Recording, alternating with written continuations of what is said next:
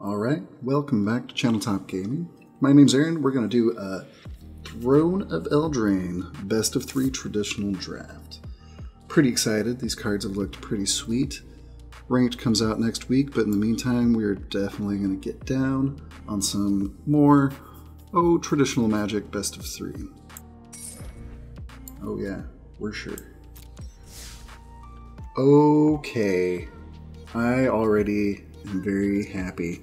So Lochmere Serpent is essentially, should be mythic, very easily splashable, 1 blue and 1 black. If we end up in a black-green or say a red-blue or something of that nature where we're just splashing it off, it's perfectly fine, and blue-black is an archetype in its own right. This thing's nuts. It blocks early, or excuse me, it can come down and block out of nowhere with flash, taking out a creature. It gives you advantage late in the game, as long as you have enough mana. Then you're constantly able to get it to draw you more cards, get it in for extra damage, and overall, really hard to get rid of anyway. So that's going to be a windmill slam, but let's look at what else is in the pack. All That Glitters, I haven't seen work yet. I could see it in a very particular deck. It seems like more of a constructed card, but there is a lot of food artifact tokens running around, and a decent number of enchantments as well. So this could easily be a +2, +3, possibly more, and it could even get tricky with battle tricks if you have things that can produce food or even flash out. Mystical Dispute. It's fine if you're in that deck, you don't mind playing 1. Out of the sideboard in a best of 3 can definitely be better if you're playing against a blue deck. Cauldron's Gift. I haven't seen be too crazy. In limited, since you have a smaller deck anyway and not a lot of bombs, this is harder to build around. Sometimes you can shoot yourself in the foot if you play it for its adamant cost. Other than that, it's just your typical 5 mana, get a card back onto the battlefield, which is a good effect in its own right. Plus a +1/+1 counter isn't nothing, especially in limited, but since you are restricted to your own graveyard, it's not quite as powerful as some of these effects you see at 5 mana. Silver Flame Ritual, I haven't been too impressed with. It's hard to build up enough of a go-wide presence for this to be good at 4 mana, and especially if you're not casting it for adamant, you possibly aren't able to attack with all of your creatures successfully at that time. Foreboding Fruit. Can be a fine card if you're playing a grindier, longer, usually a blue-black, maybe a mill style deck, or just a green-black mid-range style deck. Nothing else too crazy here. It's very conditional. 7 Dwarves. If you can get 4 or more 7 Dwarves in your deck, I wouldn't say try and headhunt these or pick it over, say, something else that's for sure going to be good, even if it's just out of the sideboard. But if you need 2 drops, you're in red, you start to see a lot of these. Definitely you can stock up. If you get over 4, then you're really getting a lot of synergy. You get 2 of these guys on the battlefield, all of a sudden they're 3/3s, etc., etc. Not too much else besides that, so let's take our Complete Bomb Windmill Slam. Let's see what we get. Alright, Castle Lochmere is better later, of course, when you don't mind. You're already kind of low on cards, you want to get your card advantage going, and you know that you have a stable board, so you know your life isn't going to be as much of a detriment if you're paying that as a cost. Definitely in contention. Beanstalk Giant. If we were going to say play black-green, splash blue, this helps fix, and then all of the adventure cards, to some degree, are pretty dang good. Being able to come back out with a 6/6, 7/7, etc., whatever as it gets larger, later in the game after you've already ramped and fixed, is a pretty strong play. Let's see. Nothing else too much. Witching Well, I've gone back and forth on. It's better if you have artifact synergies, of course, and if you're playing in the draw 2 style deck where you're always trying to draw that extra card to get your synergies going on each turn, it can be serviceable. I wouldn't say I'm super hyped on it, but I'm somewhere in the middle between the people who think it's trash and the people who think that you need to play 5 or 6 in a deck. We also have Foreboding Fruit, our solid 3-drop.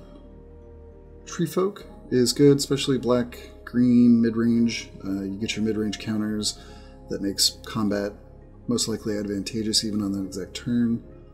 And then you get your nice fat creature, either a turn, maybe 2 later. For us, if we want to stay, I want to stay closer to black-blue right now, and I think Castle Lochmere is good enough to pick over the Beanstalk Giant, even though that is fixing. You definitely don't want to start going into a color for the purpose of fixing it for its own sake. So if we don't want to pick up green to fix for splashing green, even though that is a good card. And there's nothing else really going on, so let's go ahead and take our castle. Okay, there's a couple things we're definitely looking at here. Tome Raider is great. 3 mana, 1/1 flyer, not a ton of damage, but it replaces itself immediately. Especially in a draw 2 deck, that's, of course good. But just in general, you've already got a little tiny blocker if you need it. Maybe something that gets a little extra damage, or you can throw some equipment on, gets through in the air, and you've immediately replaced it in your hand. I haven't played with Enchanted Carriage yet, and I haven't seen anything that makes me terribly excited. I think things that care about going a little wider, even things that care about 1/1s like Lovestruck Beast, I could see that working. And 4/4 that dodges board sweepers is good. The vehicles themselves, after they release them in the... the name escapes me. I'm going to have to fix that in post, but essentially when they brought vehicles out, they didn't realize just how powerful they're going to be, especially in terms of balancing it against removal for them. Don't think we're really looking that way, though. I will say, I wouldn't mind, and maybe we're going to start, if we see more of these Merfolk Secret Keepers, drafting the black-blue mill deck. Mill is definitely a strategy, even in this limited environment. And if you get things like, Lucky Charm, which can double up your adventure triggers, this can just be a nightmare. And then if they somehow dodge it, get some cards back in, reshuffle their deck, something like that, then, we always have a Lochmere Serpent to come down and finish off the job. Run away together would also be a consideration. If we're playing, again, more control, more tempo style, this can be a blowout in certain situations, and sometimes we get to do things like retrigger our Merfolk Secret Keepers, or even Tome Raiders. But I think in this situation we'll go ahead and take our Tome Raider. So far so good, pretty strong start. Castle Ardenvale is probably one of the weaker, at least in limited, land cycles for that. Sure, a 1/1 can be great, and if you have a stalemated board, or you've already gone through a board sweep or two, and we're just kind of rebuilding, then this can slowly, incrementally get you that board advantage back. Giant Opportunity in a black-green mid-range food style deck, where you're taking advantage of sacrificing foods, as well as just having them around for all that extra life. This gives you flexibility. If you don't have the food out yet, then you take the food side. If you already have enough food, or even just 2, then boom, you got a 7/7 for 3. It's actually a very strong card. Run Away Together is probably what we're going to be taking. I haven't talked about Lash of Thorns. It's definitely better in the Knight style deck, where you can use it to pump for extra damage, or to trade advantage, or to block with a smaller Knight, blocking in a large, like Keeper of Secrets, or Giant from a Giant Opportunity. Give it that death touch. Not a consideration for us here. Tempting Witch I have not been impressed with. Trebuchet in the Knight's deck can do some work. People always forget it has reach as well, so you can keep those pesky fairies off your back. Crystal Slipper, if you need to, it can work, or if you just have a really ultra aggro deck, then it can be a piece in it. But for us, we'll just take Runaway Together. They look so happy. Just look like they're having a great time. Alright, well, controversial Revenge of Ravens. Controversial in the fact that when it's good, it's good. If you have, if you're playing someone who's just trying to attack you with 1/1s and 2/2s, especially if it's like the fairies in the air, or a bunch of rat tokens off the draw 2 deck, the Mad Ratter, this just hoses them. It just washes them completely out. And if you end up with multiples, somehow, being able to control the board and use your mana on turn 4, turn 5, and turn 6 to get multiples of these out, then it's very, very hard to kill you with combat-based damage. And then we just have to wait until we get things like, say, a finisher like Lochmere Serpent, stroll on in there, and, you know, Bob's your uncle. So that's looking likely just because we are already set up for a grindier, more controlling style deck. Let's see what else we have, though. Giant Skewer, I think it's underdrafted by the bots, and I think a little undervalued by the community at large. This isn't amazing, but you get a food token for each creature that's blocking it. So if you put this even on a 3/3, make it a 5/4, and they double block it, you get 2 food creatures, or 2 food tokens, excuse me, for each creature blocking your creature. Sometimes you just need the equipment side in a Knights deck. Sometimes you just want it for an artifact deck. I played a black-blue with reanimating fairies, and somehow wasn't able to get enough of artifacts that I like, so I ended up with just a few golden eggs. And then I threw some skewers in, and just as often as not, the skewers were turned into 4/4s just because they're an artifact versus being equipped. So, pretty versatile, but, I mean, keep an eye out on it. Not amazing, but don't disregard. Malevolent Noble is actually a consideration for us. We do need to survive to be able to get to our control spells, to be able to get to our finisher, and a 2/2 that can cannibalize a creature that's about to die as a chump blocker or about to get removed, you know, one of our larger creatures, and being able to cannibalize and consume that to put a counter on Malevolent Noble over time can be very powerful, and if nothing else, at least it's the traditional, or at least baseline 2/2 for 2. Fell the Pheasant's fine out of the sideboard if you're in best of 3. Other than that, some food synergy, nothing else that exciting. So really it's between Revenge of Ravens or Malevolent Noble for us. And to be honest, I think the bots tend to pass this quite a bit. And we're already, you know, most likely going to be looking at a lot more mid and late game spells for this type of deck as it comes around. That I'm leaning towards Malevolent Noble right now.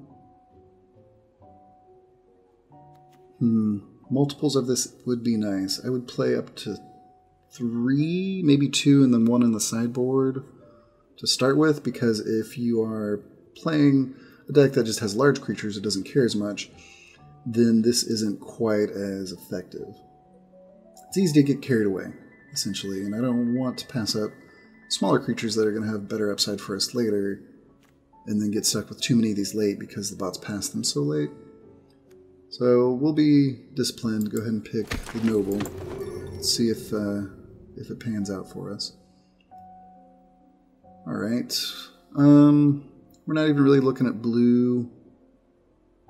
There are no adventure synergies that we have just yet. Moonlit Scavengers can be a fine, close to finisher, or at least, you know, a large creature comes down late, bounces a thing. If nothing else, sometimes you can just get rid of a food token, but often you're bouncing their largest threat and being able to swing in, or at least put them back tempo-wise.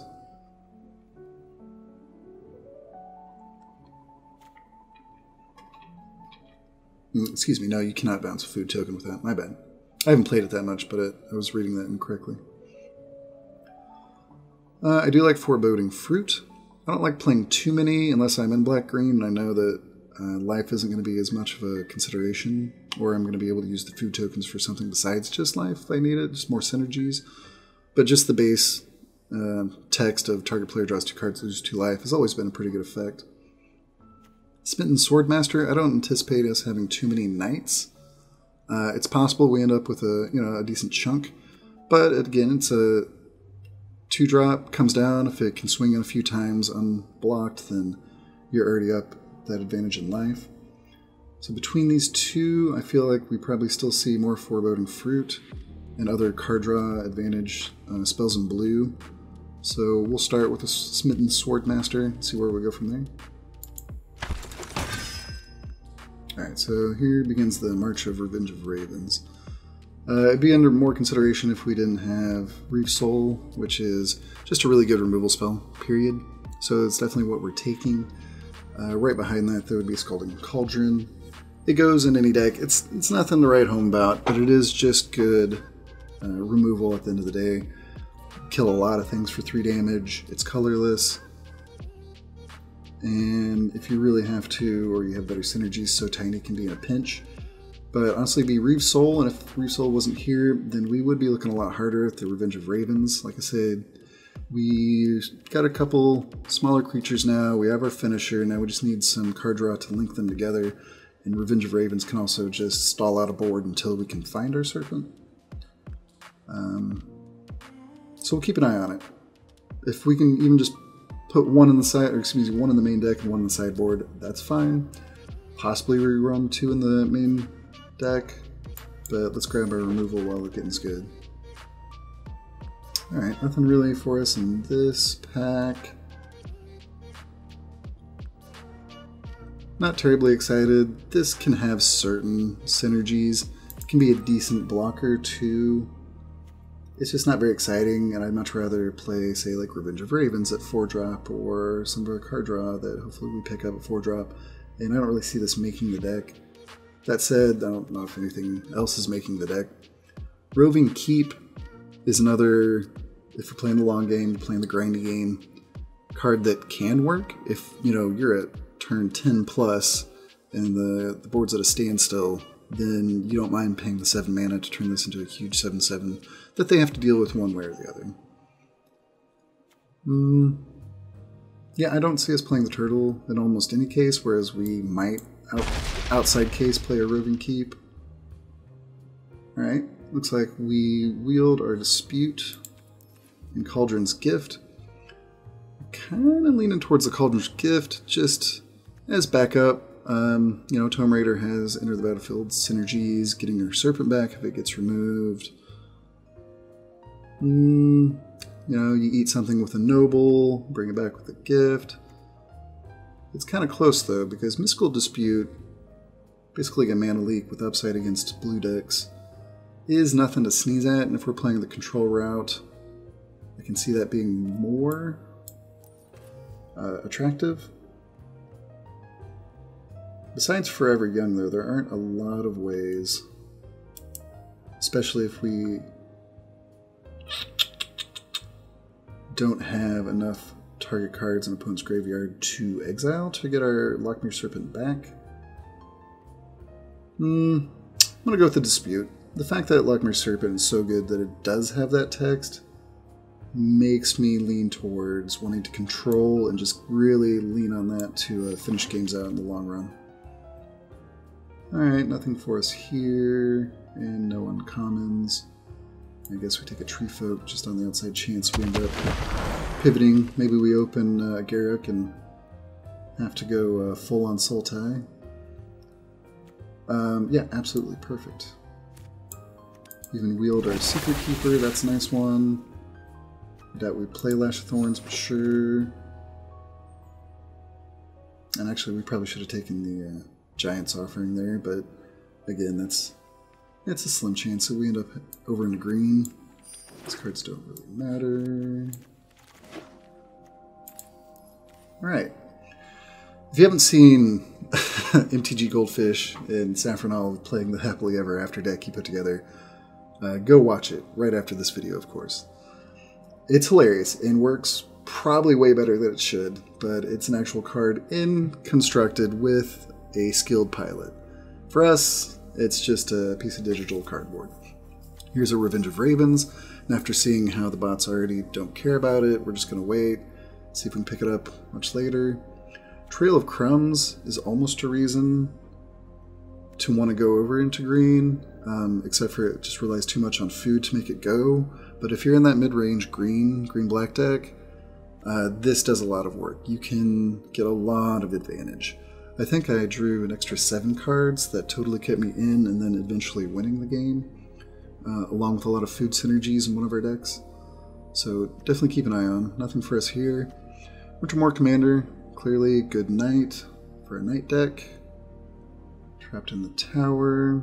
Fortunately not on too much just for a straight up black-blue deck. But if we're going to splash and we want a little fixing or want to be able to cast something in Adamant, a Golden Egg might be what we're looking for here. Or even an Opt. These are, of course, great in the draw 2 decks where you're looking to withdraw that second card on your turn. For us here and now, I'll put the keep off to the side for the moment. Everything else looks pretty decent. Wouldn't mind seeing some lucky clovers. I think I said lucky charms earlier. They always have to be lucky charms. But no, lucky clovers, and then we can start leaning on things like the Secret Keeper. Though we don't have a lot of other synergy actually at all at the moment.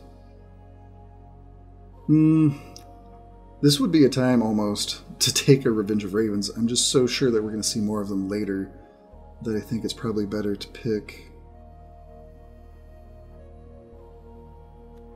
maybe a Reaper of Night. I keep looking over because you always see these kind of late as well, and you never want to play more than one, maybe two. But since we are playing a slower, more control-y deck, this might be our pick. We're not happy about picking it, pick one. But given that we saw so many of these other pieces wheel so many times,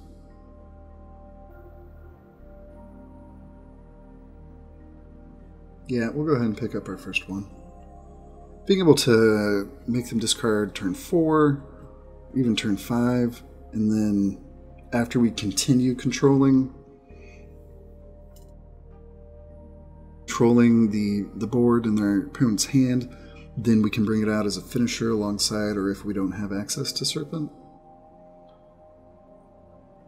Still interested, like I said, in a Golden Egg, or a Merfolk Secret Keeper, or Revenge of Ravens, but I feel like we are going to pick up the few copies of those we may want in addition later.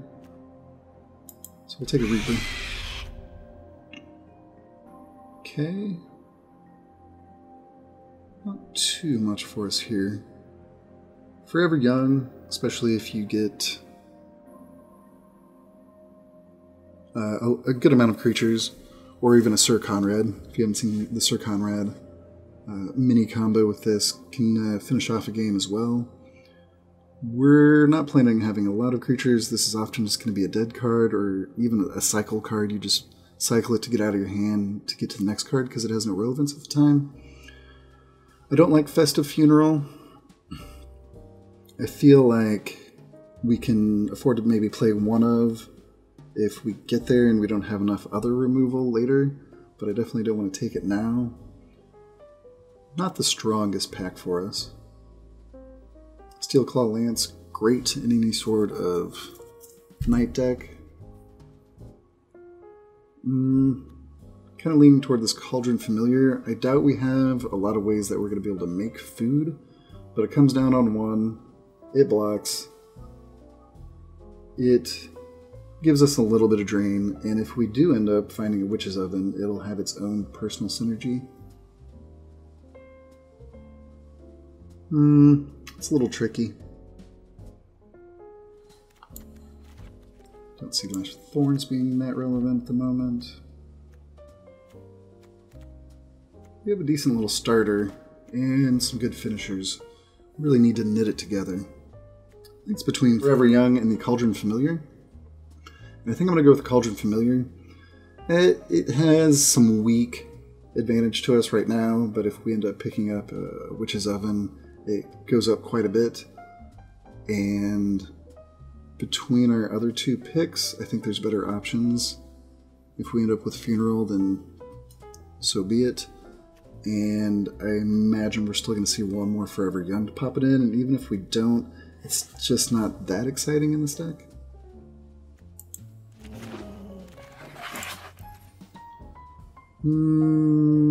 Okay. Witching Well is fine. We did talk about it a little earlier. It can also come down on one. It fixes your next few draws. Make sure that you have the control cards you need to set up for, and then whenever we need to and have the extra mana, we can draw 2 cards at will. Not too much else here. Corridor Monitor has some certain synergies in decks that care more about artifacts. Not too much for us. Opt is fine, mostly in the draw 2 decks. Deathless Night. If I really thought that we're going to move into some sort of green splash mid-range where we'd have more options to food, then it would be a little more attractive.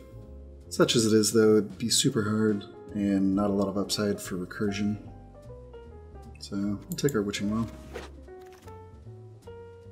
Ooh, alright, great. This is going to be a really nice card in our deck.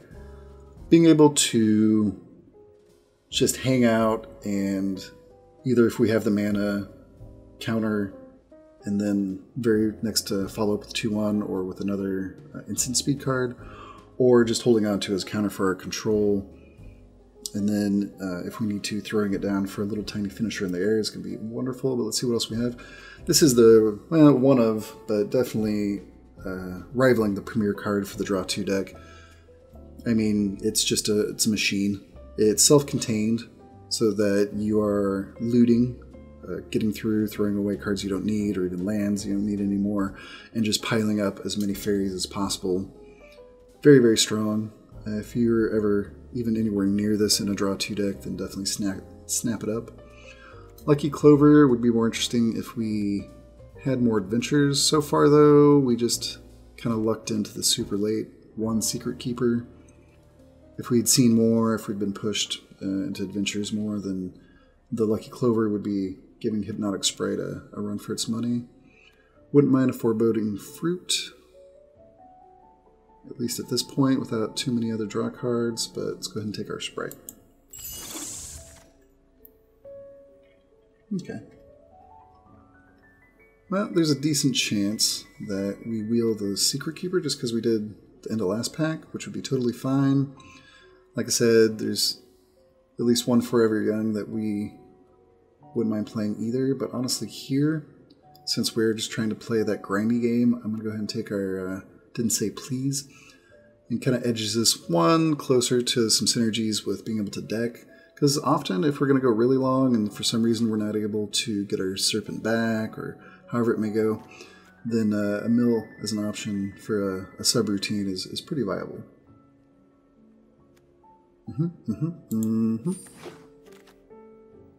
Okay, kind of playing into that again. Overwhelmed Apprentice, mill a couple cards. It's generally just a blocker of some sort. Fixes the top of our deck. Goes along with the Secret Keeper. The Paladin as a creature, let's go ahead and look, see how many we have. So the Secret Keeper is also a pretty good blocker. So we're hoping that one of these wheels from this last pack and this pack, because we don't mind starting out with a couple of those just on the board. Familiar also holds things up. This is control and a small creature. We've set up being able to survive the mid into the middle, excuse me, the early game into the mid game so far. I wouldn't mind some more power, a little more removal control spells. Hopefully we see in pack 3, but with Premier Finisher, I think that we can afford to start kind of going closer to a mill subroutine just in case we needed a plan B. The Paladin, often we're only going to cast as a 3/2. It's fine, but we're not usually going to be winning through just straight damage unless we're already beating in with the Serpent, so we don't really want to stretch our removal just to try and get a menace through. Not going to have a lot of tricks most likely.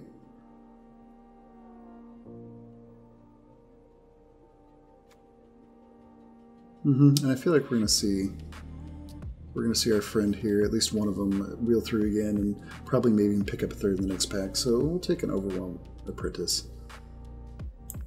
It starts off that synergy and then gets us, well, looks like we're maybe just going to take another Secret Keeper right now. If we end up with a lot of Secret Keepers, then those Lucky Clovers look a lot better. Scarecrow's a consideration. It'd be more of a consideration if we needed to splash for some reason, but it does hang out, blocks fairly well. It's a really crappy mana fixer, but it is if we needed it.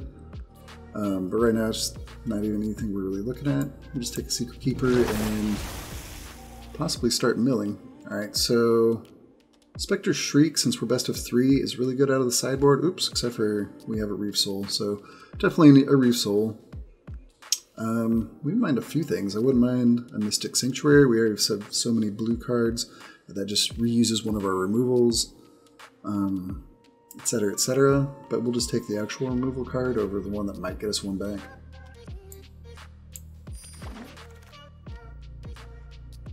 Alright, well there's a Secret Keeper, but I think now's the time to finally take a Revenge of Ravens.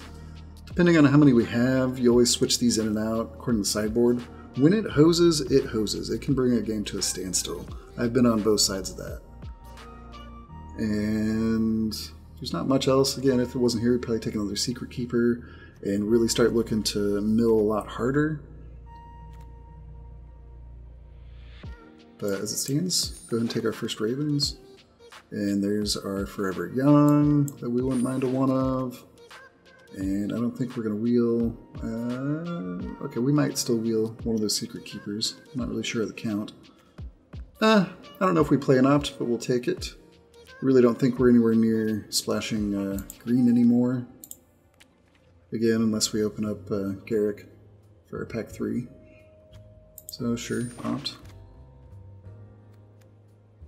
Yep, nothing else really here. So tiny, sure, maybe makes our deck. And yeah, we didn't see any more Secret Keepers, but that's fine. Dance of the Manse. Here, let's switch up again. Dance of the Manse, I'm sure if you've even seen anybody play any Throne of Eldraine, is a wild and wacky card. I think, yeah, I did have a sealed, and sealed such a coin flip that I did end up playing one of these in an Esper artifacty seal deck that did okay. I think I even cast it once for the full value and got an insta concede. Not really something we're looking at here. I imagine in Limited, if you already had a bunch of artifacts, you're already looking at blue-white, you're kind of there, this is, you know, one of the finishers, or even if you're not looking to finish with the 4/4s, recursive value cards you'd want. But it's trickier than it looks. It takes a lot more setup. There's another Revenge of Ravens. Again, it most likely comes all the way around. And to be honest, I don't see much else for us here. A second Reaper, maybe. Though I'm not looking to pick it right now. Scavengers, again, kind of maybe. I'd have to really count. I don't really think we have enough artifacts, enchantments to make it work. The Lock Dragon's going to be hard for us to cast, but I'm leaning the most towards that. It can be card advantage. It is a May ability, so we don't have to loot. Or actually, in this case, rummage. It's an attacker in the air. Since we're already skewed heavily towards blue, or at least looks like about a 60-40 split, I am leaning towards that. The other is we can try and sell out and go all in on Ravens, but it's never a really good strategy. It's too conditional. When it works beautifully. When it doesn't, it just sits there and you've cast 4 mana and you just die the next turn or two against a deck with big enough creatures to attack through it.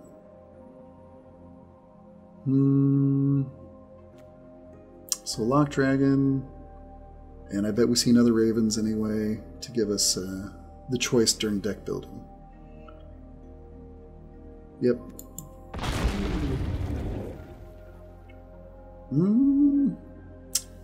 Another pretty weak pack for us. Elite Headhunter doesn't go nearly as well as Lock Dragon does, and I'm not even sure if we main deck Lock Dragon. We'll have to see what our mana base looks like. So it's not really a consideration. I think it's more a constructed card. I can definitely see some sacrifice decks eating this up. I haven't seen anything yet. I think it's just the difficult casting cost isn't really doing it for people. Kind of leaning towards the Festive Funeral. Like I said, we might play one of in it. The Witching Well, not as excited about. Not sure about the So Tiny so far. We might opt again. We might. Familiar without the Witch's Well, or excuse me, Witch's Oven.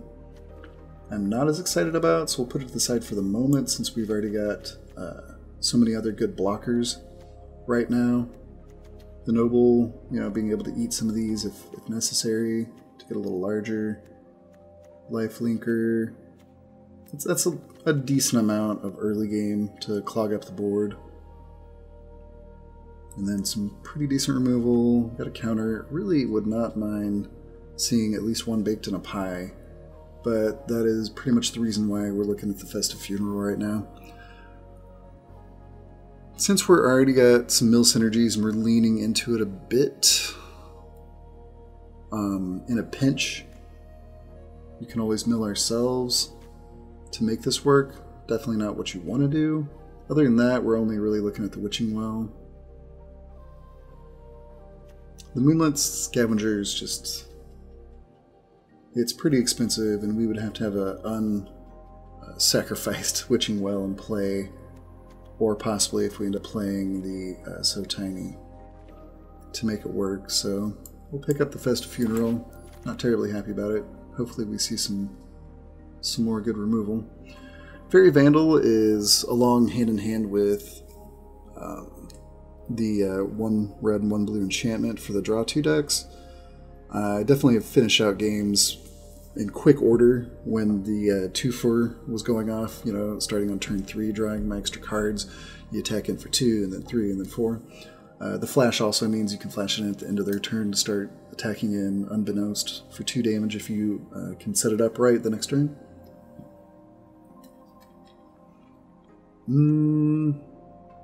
Not too much else. Tome Raider, and then Memory Theft and Foreboding Fruit.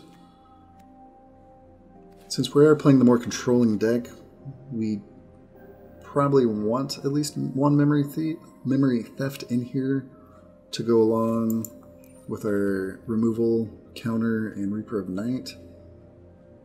Because we don't care how many resources we expend keeping their hand and the board clear as long as we can get to our Serpent. That said, you know, 2 counters, 3 removal. Really looking for some draw. If we're looking for some draw, even though Foreboding Fruit's fine, we're really just looking at the Tome Raider. If we end up playing a Theft, we'll be happy with it, but definitely a Tome Raider for the moment. Right, well, we have a decision between another Noble or another Funeral. Problem with multiples of Funeral is it just gets hard to get it to be effective the moment you need it. Often this is just not going to be enough. And if we have no other creatures we're really trading with to make this more of a battle trick sometimes when it's not a full-on removal card, it gets a lot dicier. You know, we draw this with only, say, 3 or 4 in our graveyard. An opponent plays a big giant. Well, we're just hosed. Really wish that was a baked-in pie. Yeah, this is more draw 2, not much for us there. I think we might want the Noble over the Funeral. And even though I see the Ginger Brute, it doesn't have enough going for us.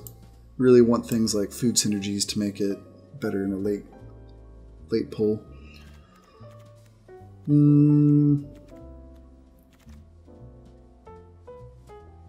I think we have enough other removal. I don't want to load up on Festive Funeral, which I've already talked about, so we'll go ahead and take a second Noble.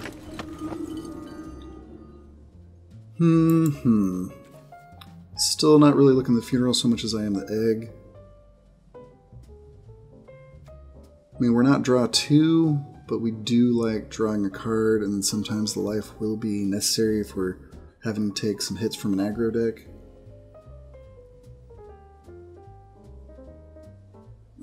But without any other real synergies, sometimes you just draw an egg into a land and you're still down for the turn. Festive Funeral might be dead, but possibly comes online if we need to via Secret Keeper, where we maybe target ourselves. Or, you know, if we can finally get up to 4 or 5 cards in the graveyard. So, not happy about it, but we'll take another Festive Funeral.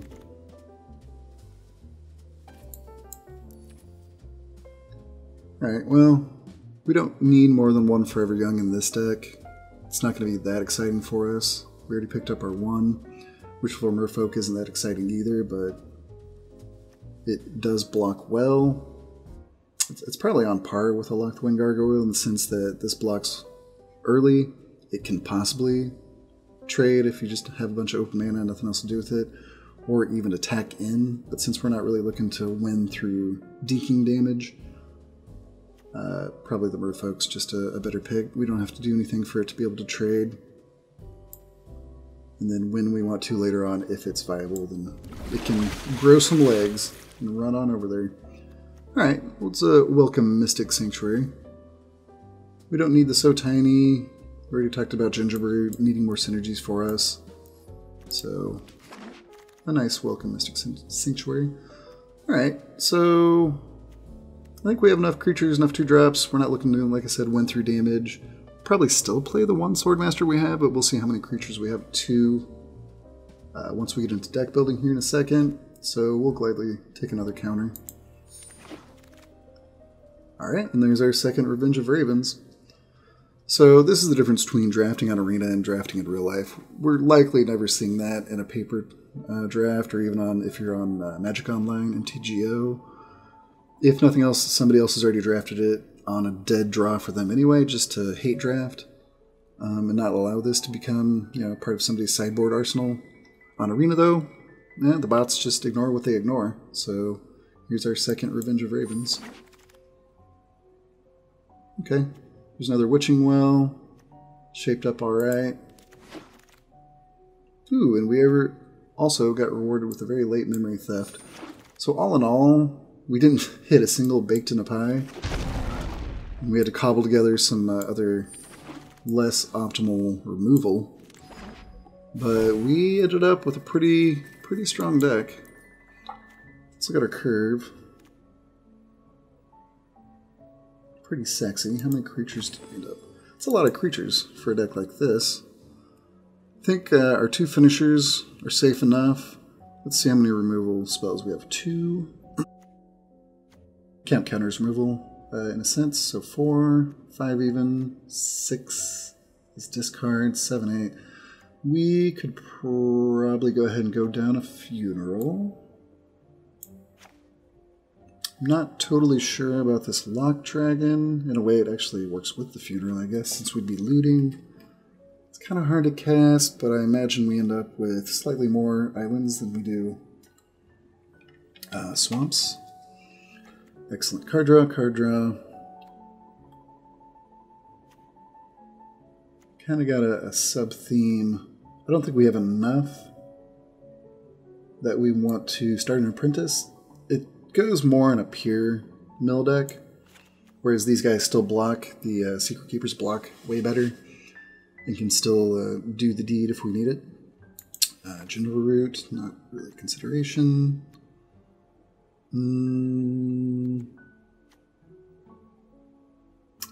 It's an awful lot of countering.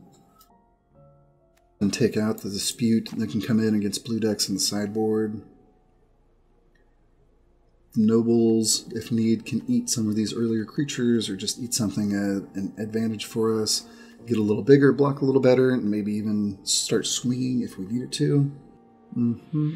Some of it marginally, sort of obliquely recurring. If we end up forever younging, say, Hypnotic Sprite. This Wishful Merfolk's probably our least interesting card. We have 2 Nobles, we have 3, essentially 4 2-drops, 2 1-drops. Plenty of card draw, card draw.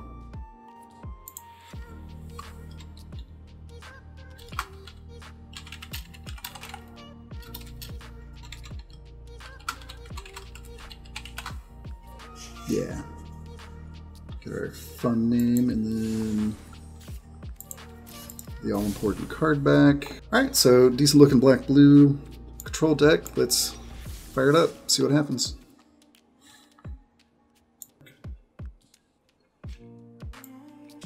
Let's see how we do.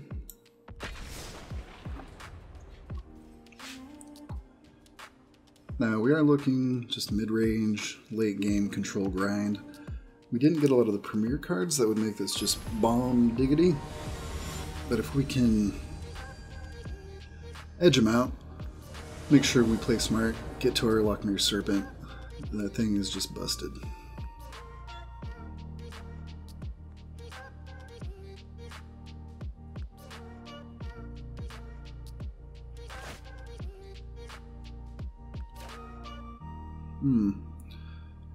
Not ideal, but we are on the draw. We have a Reeve Soul and a Swordmaster for some early plays. This is a borderline keep, but we are going to keep.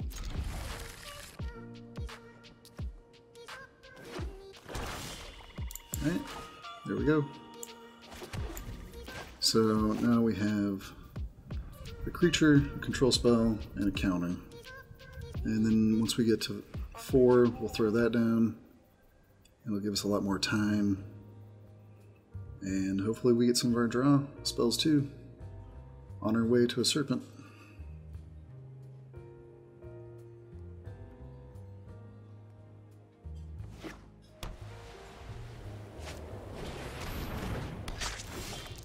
Perfectly fine for that. You can see why we only want one Forever Young at most in this deck. It's going to be a dead card for a long time, and maybe even for the whole game. You might end up actually just cycling it.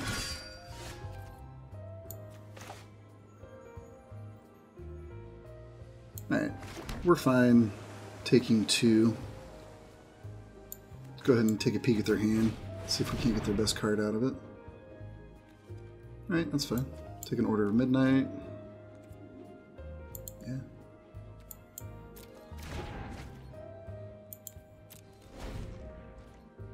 The Skewer is going to take it out of Reef Soul range if that's the route that they take. I'm not terribly concerned with it.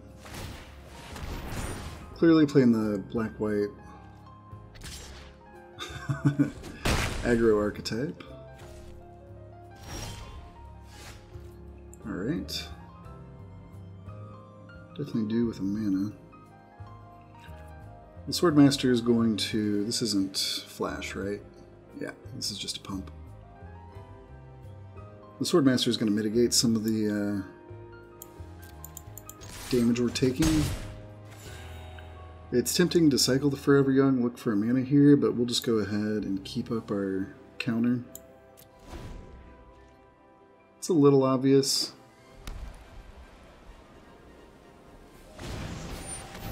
Alright, that's definitely something we do not mind eating.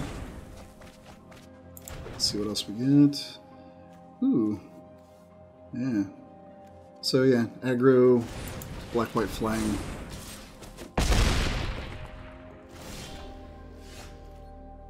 Okay. Alright.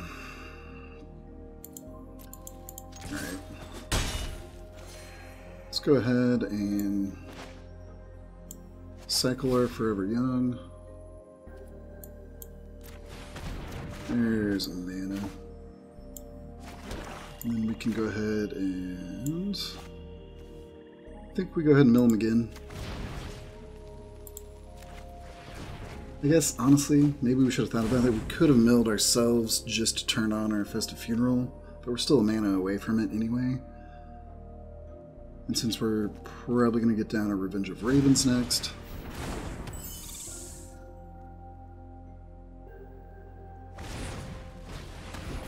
Okay.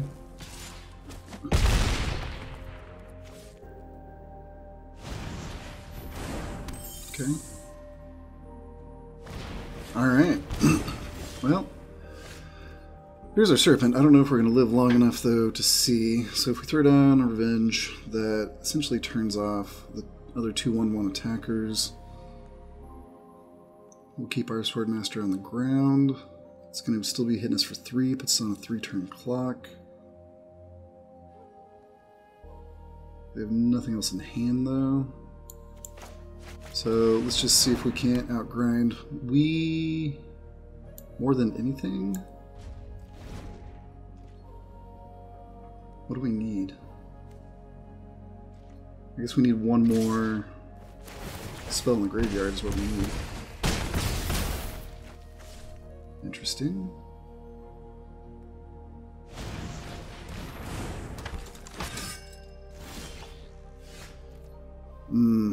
One mana off from getting the Mystic Sanctuary where we want it.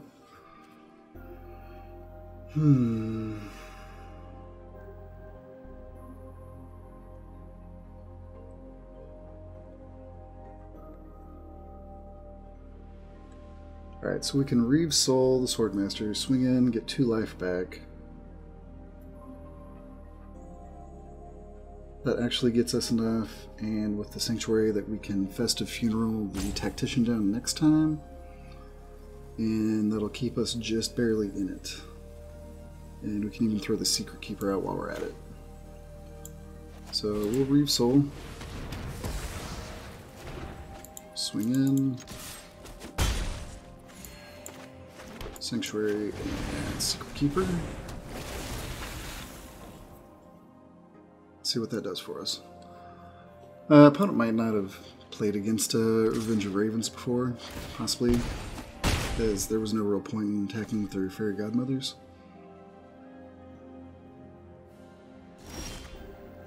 Okay.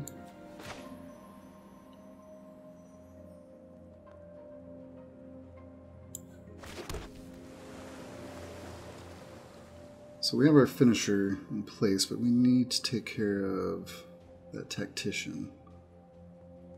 It's tempting to do it when they've already declared attackers, just because then they won't be able to move the giant skewer. But also if they have any sort of pump spell that kind of hoses us, we would need to attack in with the Swordmaster to be able to afford to do the Reaper of Night to discard. But we would get both the cards in their hand.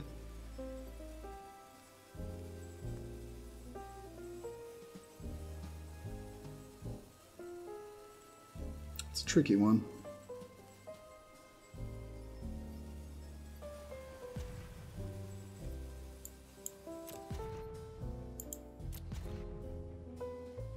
I just don't like putting everything on the Festive Funeral just in case it doesn't work.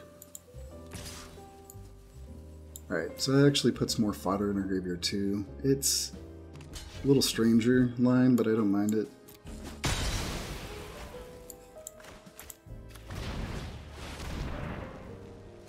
Alright, just 2 lands, but that's fine.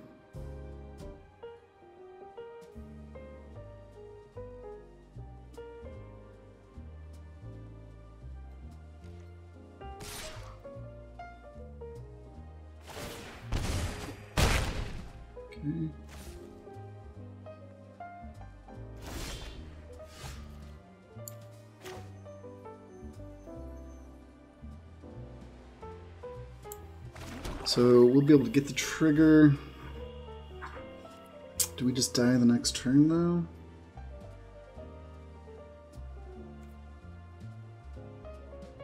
Oh man, I think we might still die the next turn. Or 3. No, we'll have 1 more turn after that. That might be enough. Really depends on our top deck.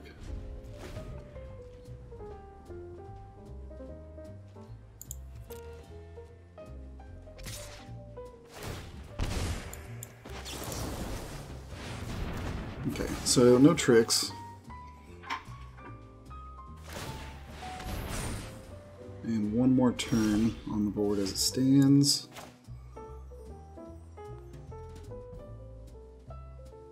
We might just want to play this Serpent now. Gain a life, draw a card. Yeah, I don't hate it. We haven't been able to use the Castle Lochmere whatsoever. We've just been too low on life this whole time. Reaper, I don't think does enough for us.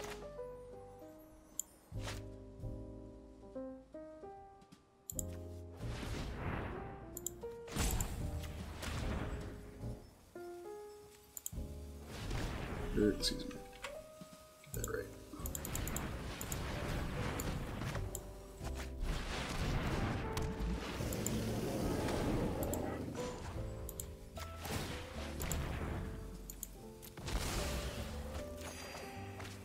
Okay. So what's that leave us with? 7. We might even do that last one.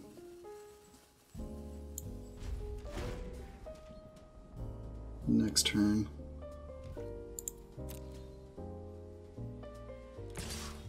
Alright, goes for it. Okay, down to 2. This is a tight one. I don't really want to give up that second swamp, though. Except for, alright, this is a little difficult. I haven't played with this interaction yet. So now we can swing in with the Serpent, and that makes it impossible for them to attack unless they gain any more life. Pretty sure that's correct. And we have a couple, or we have a counter. Got them down to 16 too, not bad.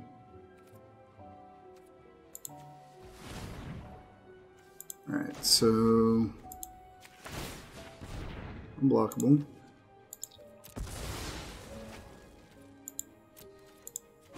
Nope. Swing in.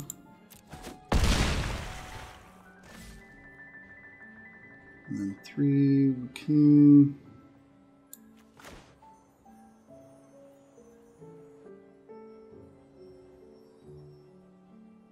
Play this if we want. I don't see a reason to.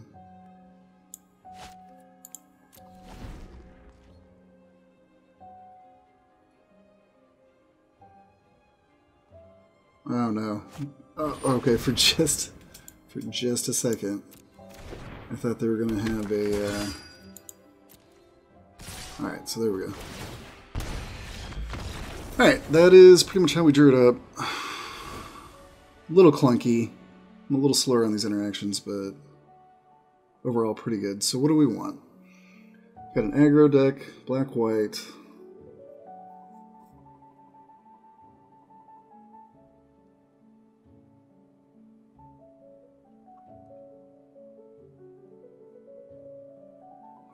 What doesn't play well?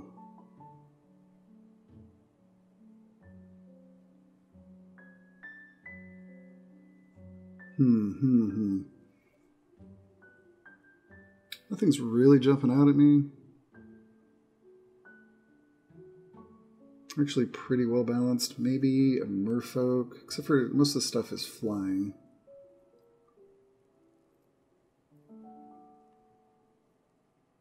So to be perfectly honest, I think we just run it back. Yeah, I don't see any advantage to tinkering with anything.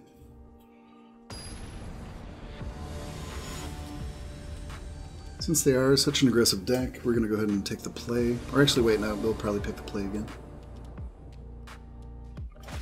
Oh, ouch. Okay. That's unfortunate. Oh man, it's almost just as bad. Alright, we'll put the Sanctuary to the bottom. And hope that opponent has a slow hand. We are going to be able to scry any land off the top, which is nice. Hey, calm down. No one-drops. Calm down. Ooh, man, if we get both these revenges down, I'll be pretty happy. Let's see if we can get a little early game removal. Nope. And do we want to keep the counter? I think we do.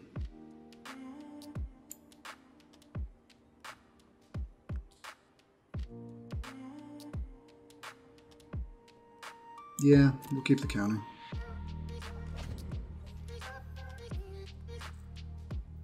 Right now, we're pretty much just waiting out. They're gonna have a 2-drop. We're gonna have to take 1 or 2 hits from that. Then as soon as Revenge of Ravens comes into play, unless they had some anti-enchantment sideboard deck tech, we're probably pretty good. There's the Smitten Sword Master.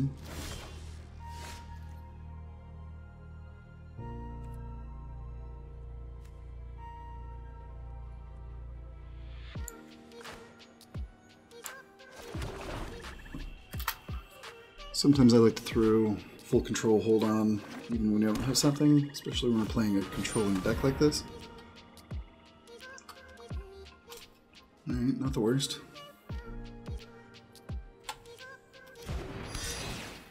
This makes opponent double guess what we may or may not have.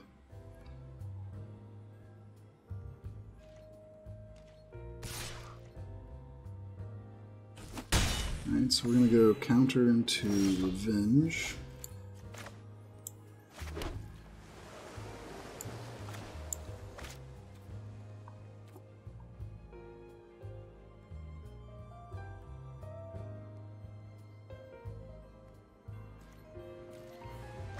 And then hopefully after we get that down, it stabilizes the board a bit and we get a chance to pop off the swell.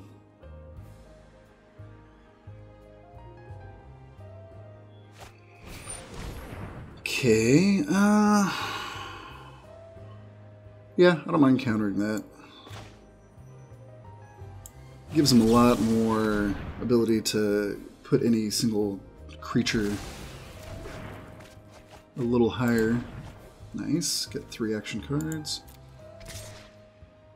When really we want to make sure that they stay nice and small, really negating their widespread attack.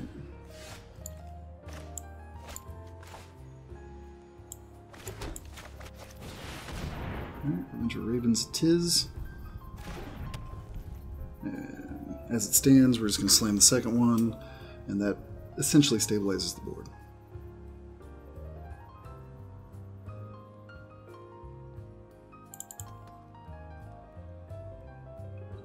Ooh, gotta say, this set for sure overall, and this particular build and deck, as far as just the blue-black controlling, is a lot of strategy and tactics intensive.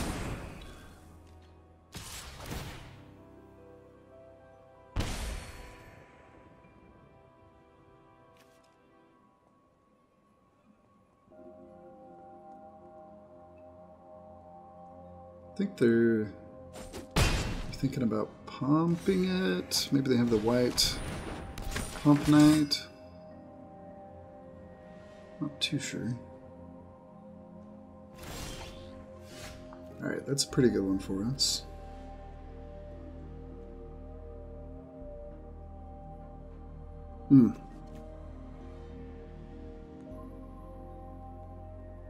Forgot we have to have a creature out too, which shouldn't be too bad once we finally get there. What's this cost again? 3 and a tap.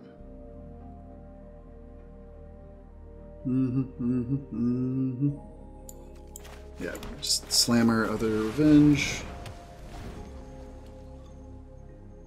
And now, even with no creatures, we've effectively stabilized the board. Of course, he's going to pump. Imagine the Smitten Swordmaster again. Oh no. His opponent giving up?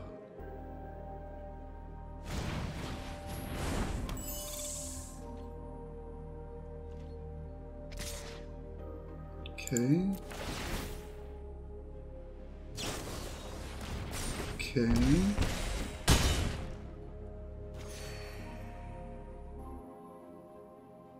I mean, this is pretty frustrating to work against, but with nothing else on board, they've got a pretty good shot at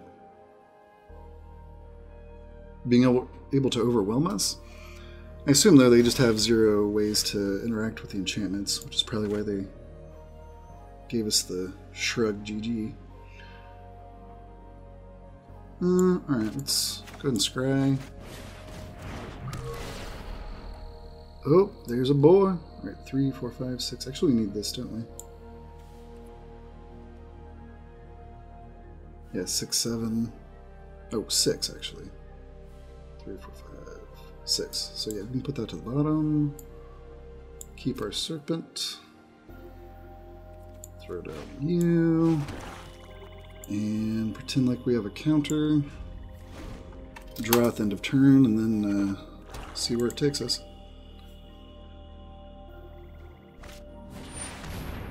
Oh, ouch. Oh man, that is a hoser against our serpent. Very nice. I wonder if we want to draw a card. It's just going to be you. It'll be 2 on the other side. That's a guy, for sure. I wonder if they realize that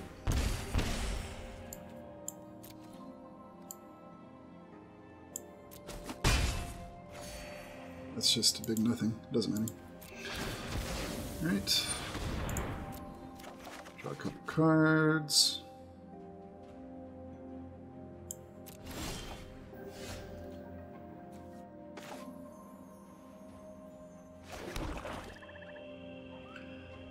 Alright, so I guess we're going to mill, play the Secret Keeper, then bounce it and the Serpent, their Serpent, not our Serpent, 2, and then let's see what we draw. We don't have too many things to interact with that. We don't have enough spells in the graveyard that even if we pulled the -X spell, it would work.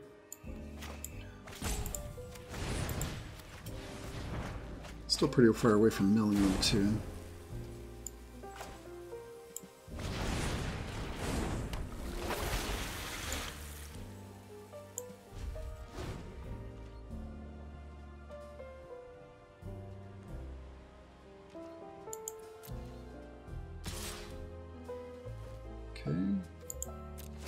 A couple triggers at least.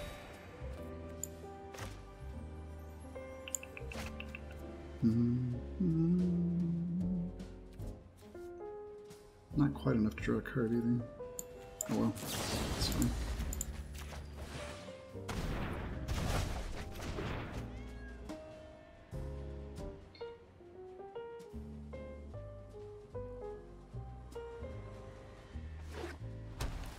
Well, now it's a 7/7.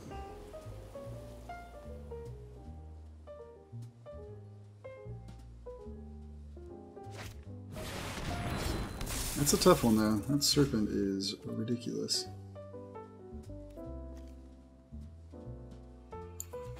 So let's see, we have 3, 6, 7, 8. 6, 7, 8. Well, we can do everything.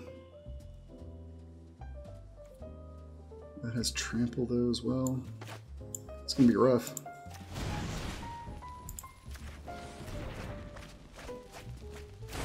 Okay.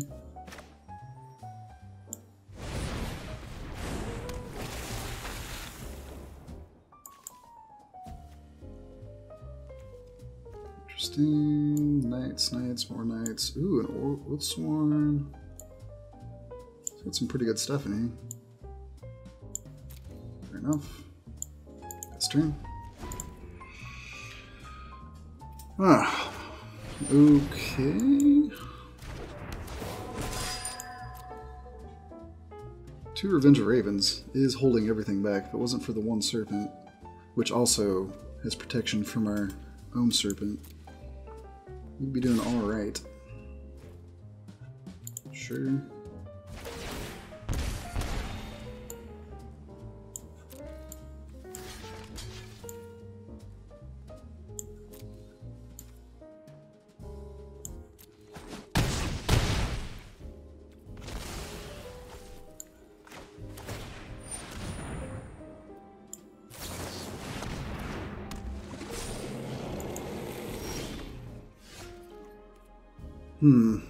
It's not very exciting.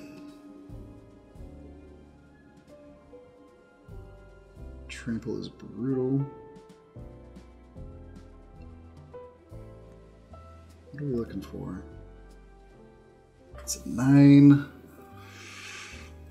Oh, our kingdom for a baked in the pie. Oh my gosh.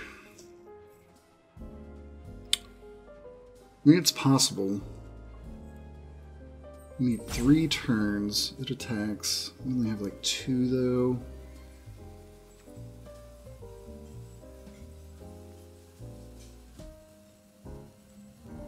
Nothing has Death Touch. This thing doesn't trample though.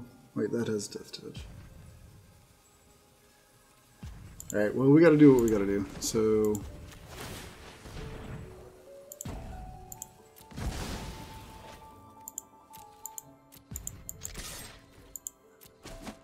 get in there.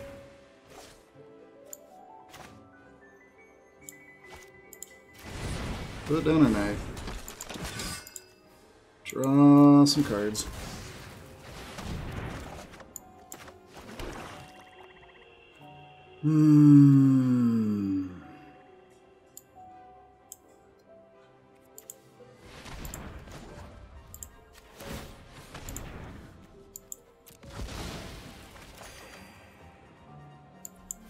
Alright. So we can draw another card too.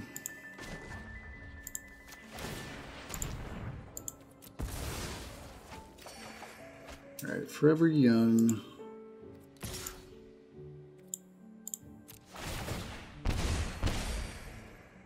Yeah, we'll take a life.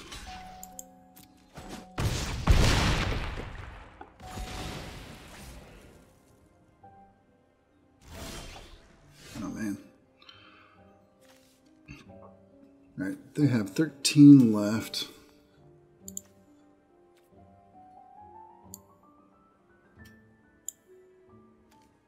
Go down to 9. Yeah, there's milling's not really a plan. We can get the Swordmaster back. Which doesn't do a whole lot, really. Can memory theft them if we really cared.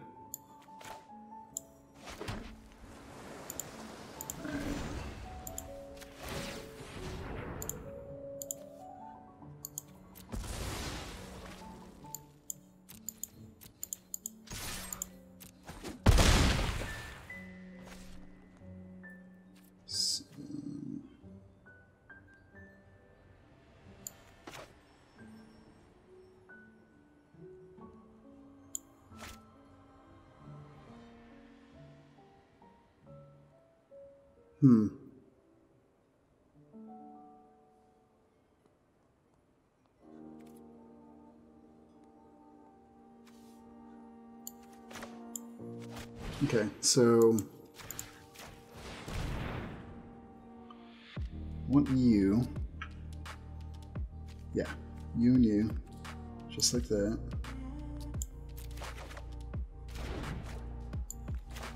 Play you out. It's going to soften the blow. And then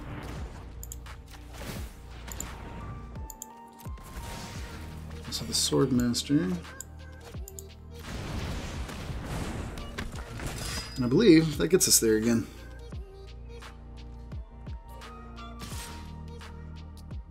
Yep.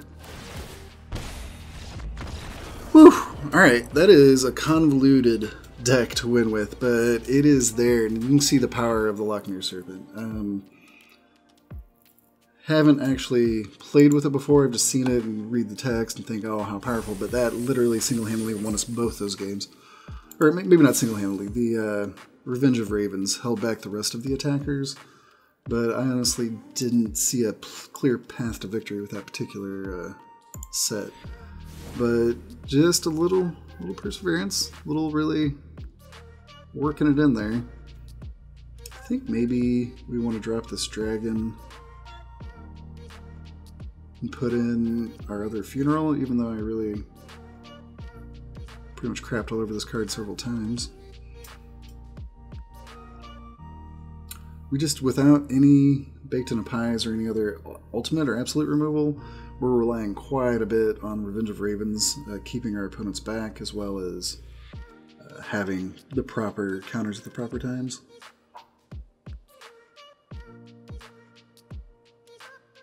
Other than that, everything else worked out pretty beautifully.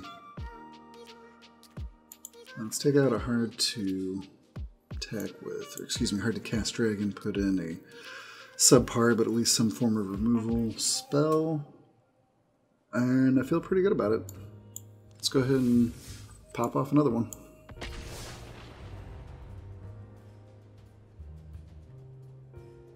Whew. Takes a lot of brain energy thinking about all these convoluted plays. It's definitely a deep format, though. Throne of Eldraine has really shown itself that it's got a lot of little nooks and crannies, a lot of niches, and definitely a lot of synergy payoffs. It's going to be a lot of fun. Just a lot of good grind value.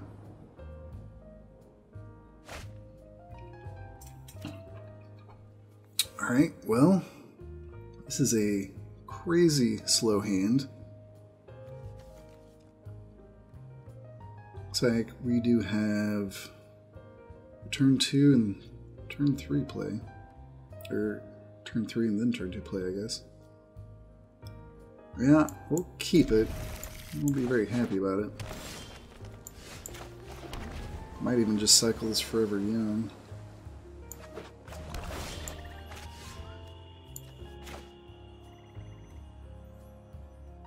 Yeah, I don't hate that. 6-0. It starts feeding her Festive Funeral. Wishing Well out of order. Okay. Gladly trade a Tome Raider for a Marrow Leaf Raider. There's the land we needed. That's a little bigger. Okay. Let's think. This guy is going to trample all over us. We can do... We do a Noble, and then hold up Sprite for a counter. Means we're going to take 4 pretty much for sure. But it does set us up for our next draw. Make sure we hit our mana drop. Or, I was thinking the well does, rather. Alright.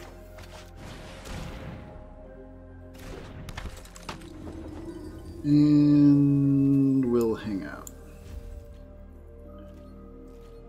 Kind of gambling that we're going to be able to pop off the Sprite for value instead of putting down the Witching Well and fixing our deck, but the Witchstalker presents a pretty real clock.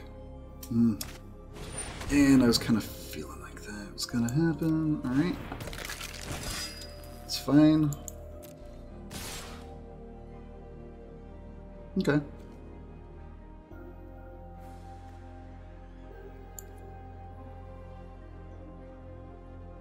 Alright, we're not too upset by this.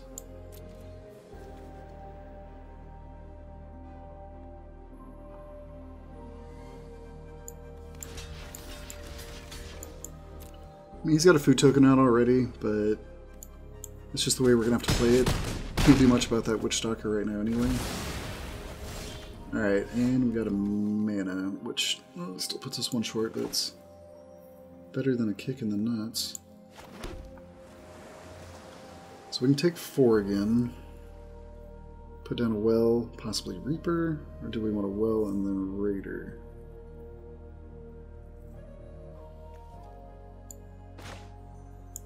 It's Well first.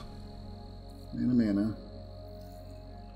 Because we can flash in the Lochmere Serpent next turn. What do we want more of? Probably swamps?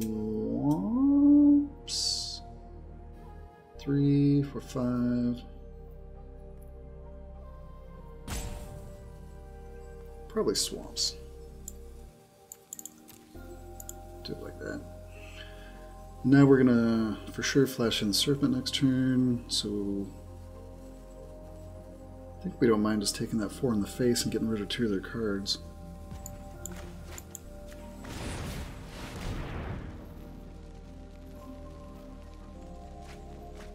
Okay. Okay.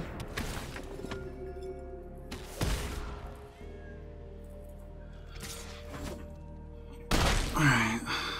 The fact that we threw out some perfectly good cards makes me a little suspicious that they have baked in the pie. But we honestly can't do too much about that.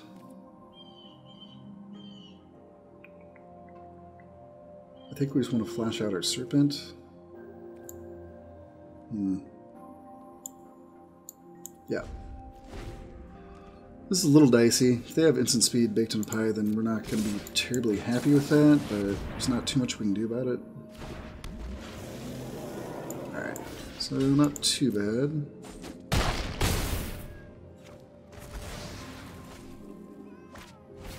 Bog, Naughty. They don't have enough, yeah, they don't have enough mana to be able to sack that food. Alright, 6 mana.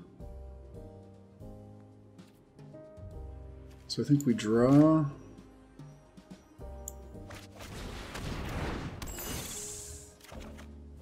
Okay, Reeve Soul. And punch him in the face.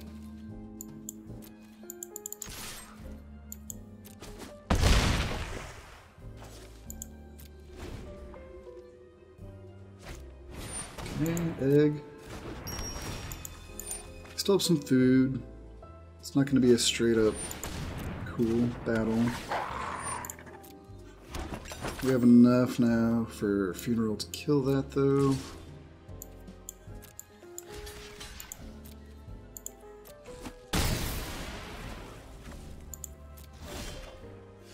Ooh, 2 Funerals, nice. We'll just attack them, see what they want to do. Okay. 5. We're going to go to 4. They're going to die.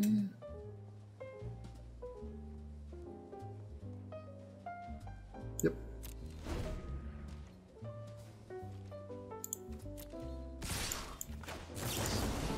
Kill the other. Pump. Okay, good. Alright. Oh no! Okay, it's got a summoning sickness at least. But that's actually not good for us whatsoever. Man, Tempting Witch might actually get us. So 2, it's going to go to 9.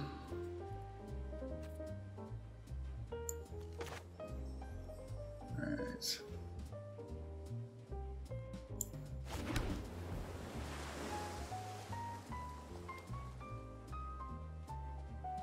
So let's see. Let's think about this.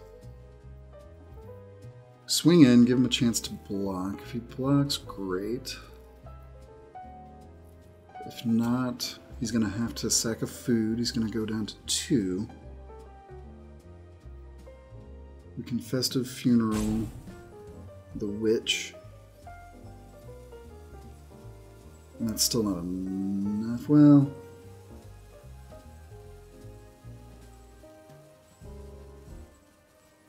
let's draw a card. Let's draw a card first, see what happens.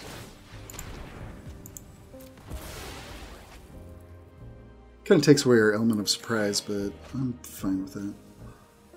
Alright, I do like that. Alright. 3, 4, 5. So we just play you out.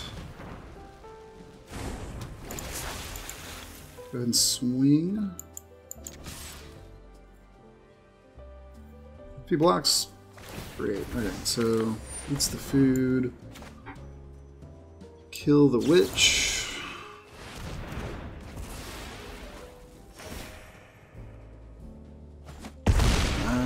We forgot about the knight, but I think we're still okay. It's the first time he's used the knight. East, sure. Block here. Go to 1. Still has life for 5, but that's it. Alright, good. Whew, man, these games have been tight. And pretty much our bombs held it down the entire time. Alright, so black-green, food synergies.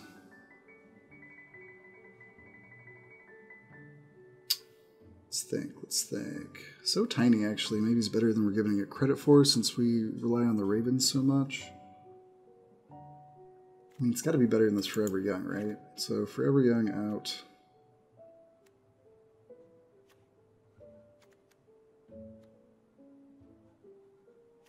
So tiny in. Black, green. Don't see too much else that we care about.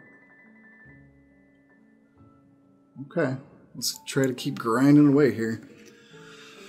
Whew. It has taken me a minute to come up with these lines, and even then, I'm not even sure they're right as I'm doing them. This is a real delicate dance that we have here. Actually, I forgot we mulliganed too. All right, that's a pretty good starting hand for us, all things considered. Let's see if we can stop this flow of land. Don't need you.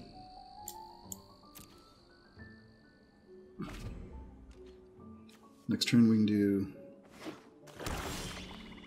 both sides of this. Let's see what he's got. Bunch of land, forever, Curious Pair, it's nice. Play out our blocker. Next turn, we'll go ahead and Raider. Ooh, that's good for us. Ooh, we had so many of those wolves. I'm kind of tempted to just keep the wolves at bay. Snag that 4-drop. Yep, there's one. No thank you. Okay, pretty good. Very nice.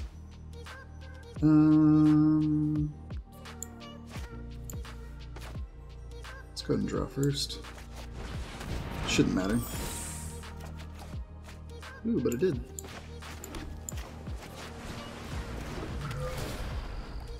Two. You, we get 3, 4, 5. Yeah, we already have 6. That's good. Do we even want to keep the Swordmaster? I don't think so. Yeah, we're already past that. Let's go ahead and do it like that, though. I'm just trying to get to our Serpent. No tax.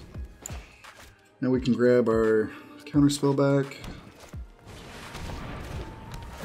Sure thing. Oh my goodness, alright. This is going to be a real weird game. Yeah, we're going to take our counterspell back for sure. For now, Revenge of Ravens. Go ahead and get him for 1. Now we're just looking for something to do. Take care of this Witch Stalker. Foreboding fruit. We'll take it for now.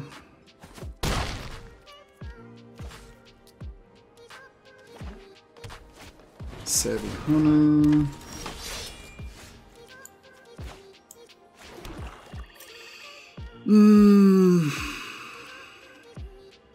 I think we go ahead and just get the other ravens down now. Kind of sucks, but it's going to mitigate a lot of that damage coming in. I think that's our main concern right now. Makes it so we don't have to feel bad about blocking with the Secret Keeper, because that Savvy Hunter would produce a food token every time. Ugh, gross. Alright, that's fine. Joke's on you, we weren't going to block anyway. Alright.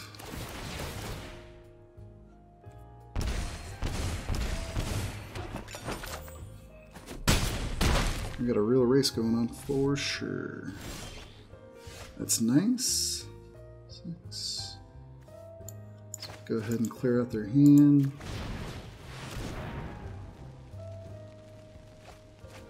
It's just 2 lands? Yeah, alright. Yeah, we just dink in again.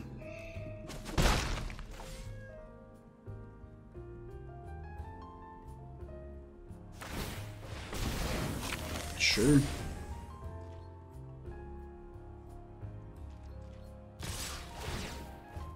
So they hit us for 4.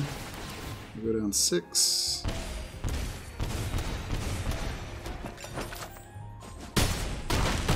I mean, they hit us for 10. But... Alright, that's pretty good. 4, 2. I think we just so tiny the Witch Stalker when we want to. And to be honest, they're just dead if they attack, so whatever.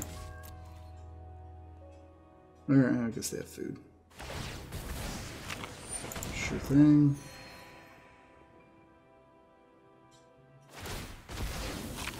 Sure thing.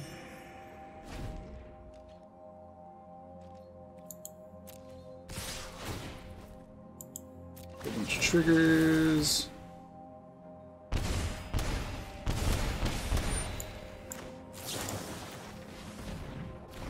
It's so tiny. Where'd that food come from?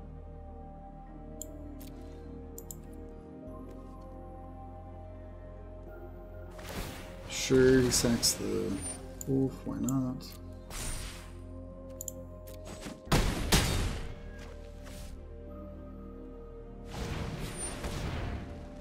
It's fine.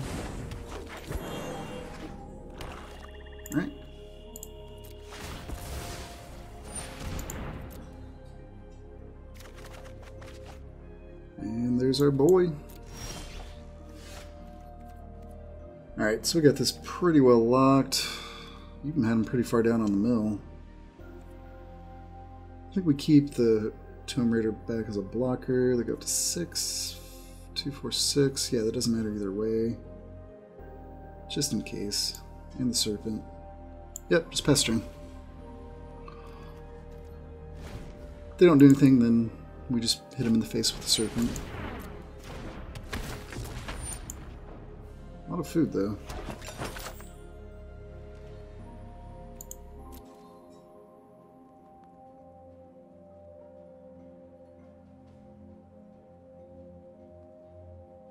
That has Summoning Sickness, buddy. Alright, that works. I think he just dies. Oh, he's going for the food, right. Okay.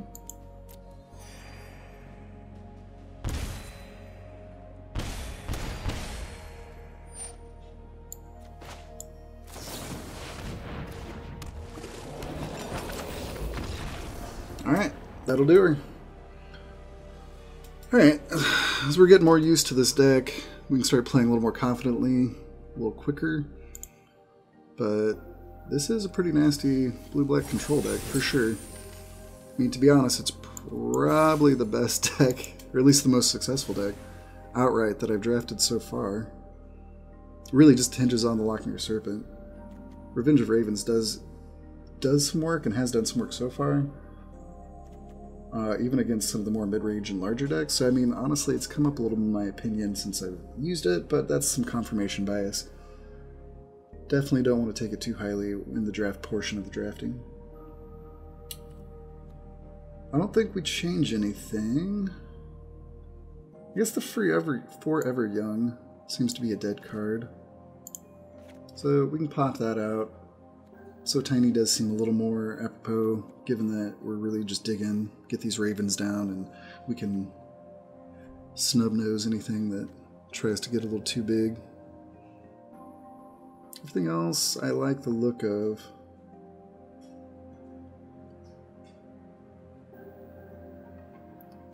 Mystical Dispute can still always come in if we play a blue deck. Merfolk. I think Merfolk's still not quite as good. If we get our Swordmaster down and get a, like I said, 1 or 2 swipes in, or even block for the extra life link, that extra little bits of life really add up for us, just giving us enough time to get the Serpent down or get the Ravens down so they are pretty much locked out of attacking. So yeah, we'll go with So Tiny for the moment. Opt is also a consideration, but we have enough other card draw.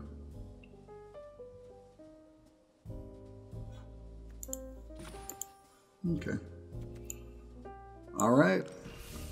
On to game number 3. Let's see if we can keep this victory train rolling. Man, this deck, this archetype, definitely takes a lot of concentration, a lot of little tiny edges that you need to make sure you catch and build up to that final victory. We've won all of our games, but it's been almost by the skin of our teeth, and we pretty much always need to find our big boy, big serpenty boy.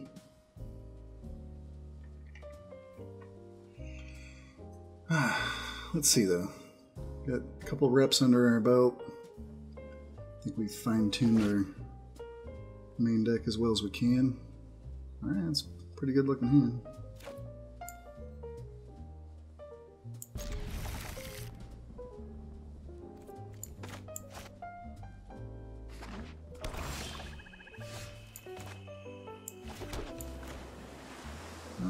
Actually, let's go Witching Well.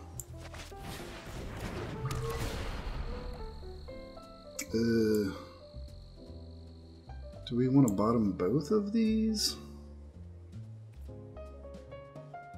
Yeah, that doesn't feel great. So we go turn 2, possibly turn 3, depending on what we draw. After the funeral, turn 4.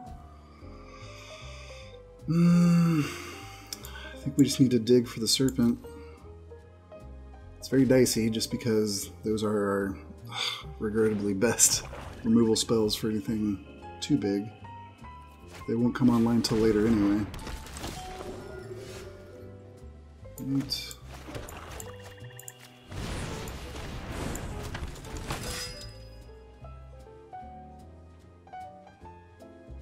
I think we let this through just because we know, barring a better card, we're just going to cast both sides of the Secret Keeper, and that can block the Noble, most likely for the next turn.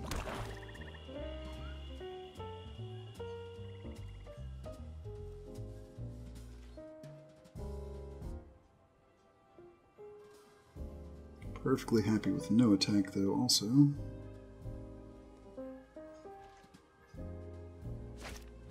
Alright. Alright. Can live with that.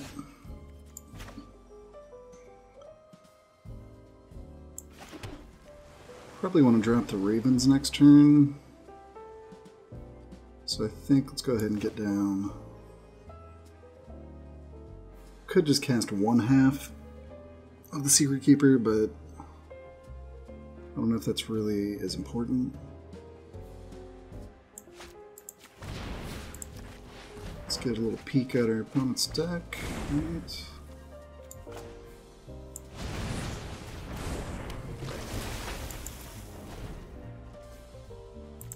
Looked like a Paladin and a Festive Funeral.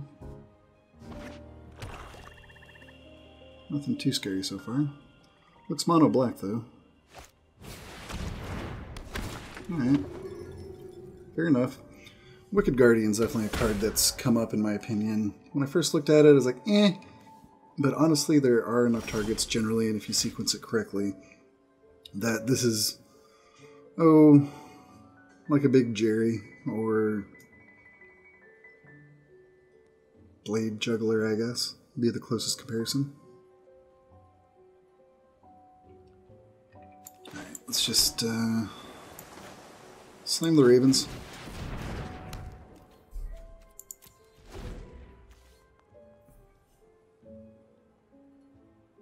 So far so good, hitting our land drops. Definitely a little unbalanced as far as color, but don't hate it. Witches get back the Paladin, okay. Do they attack?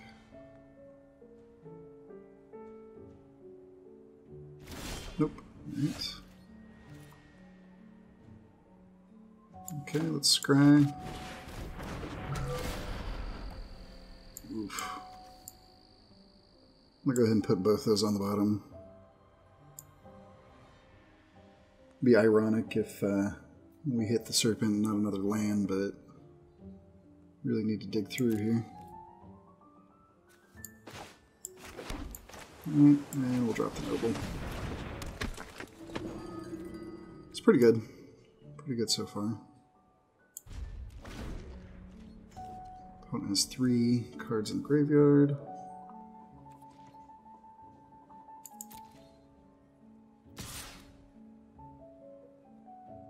Okay.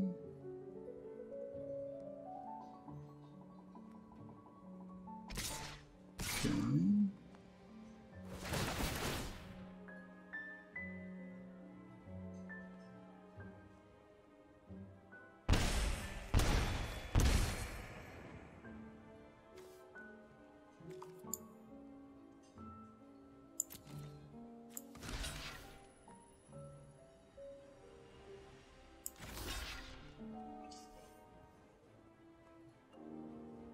Do we care about the Swordmaster? I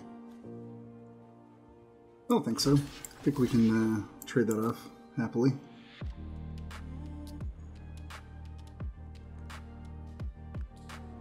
Okay.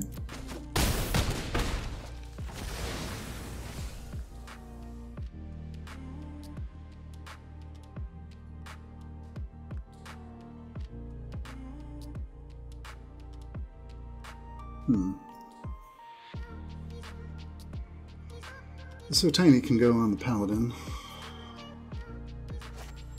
That's what he's going for, and it looks like he is. And we just need to keep digging for our Lochmere. Ugh, okay. A lot of good graveyard synergies going.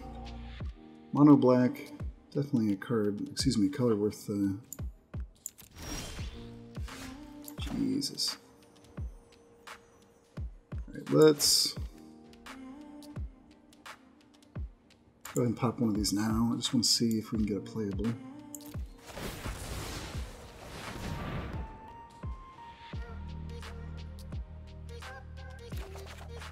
Okay.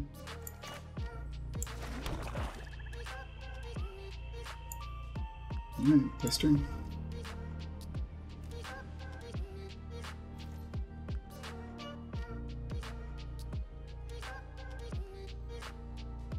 They're going for the life drain? Yeah, going for the life drain. Fair enough. Next turn we can Reaper of Night.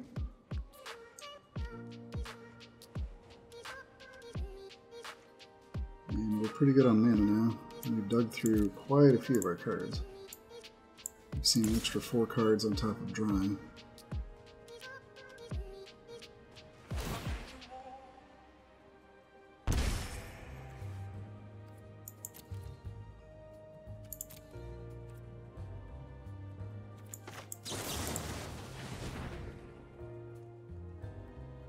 So tiny.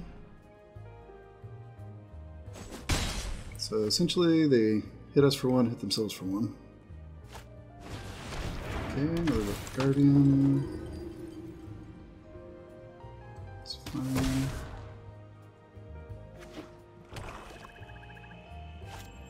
Alright. So that's pretty good. We're going to get both cards out of our opponent's hand. 4, 5, 6, 7, 4, 5, 7. Alright, so we can cast our Tome Reader first. Nice. No reason to use that just yet. Definitely going to be taking a big attack next turn.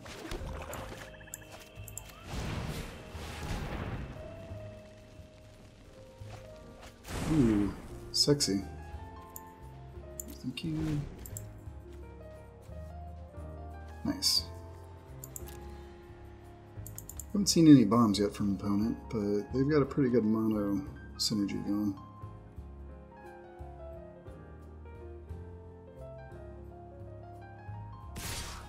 Okay, I'm into it.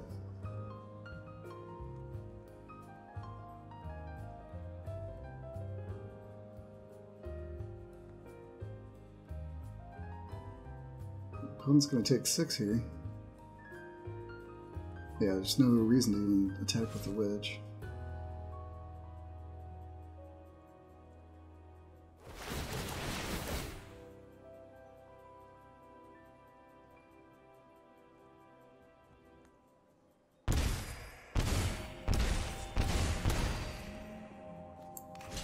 Okay, so what are we looking at? 2, 4, 11.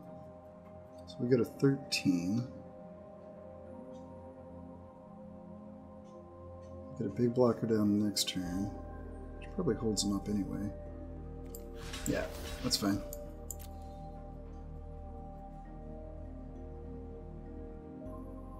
See if the opponent's getting tricky or not. Just a lot of mid-level cards. Like I said, a lot of good black synergy, but nothing terribly scary. We're going to have the option to play down the Reaper, which I think is probably what we're going to do. We could draw with the Wishing Well and Reave a Soul. Okay. Alright. Take it. Alright, that's nice.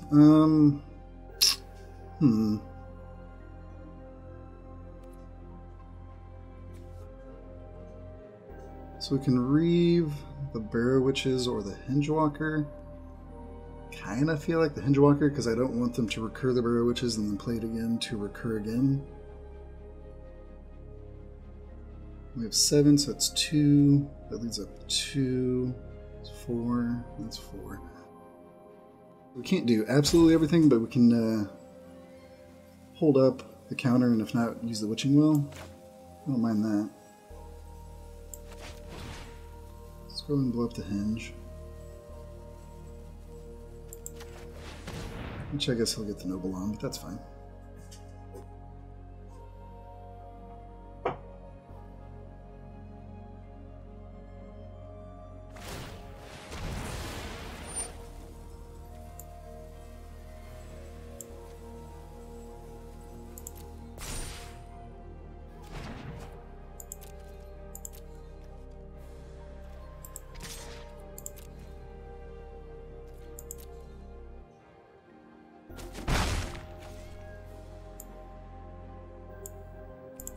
Yeah. If we don't counter, then we get to draw. And if we do, then great. Yeah, he's going to go ahead and Paladin 2. Hopefully... Actually, hopefully he does have a Forever Young, because we can counter it. Alright. Sure.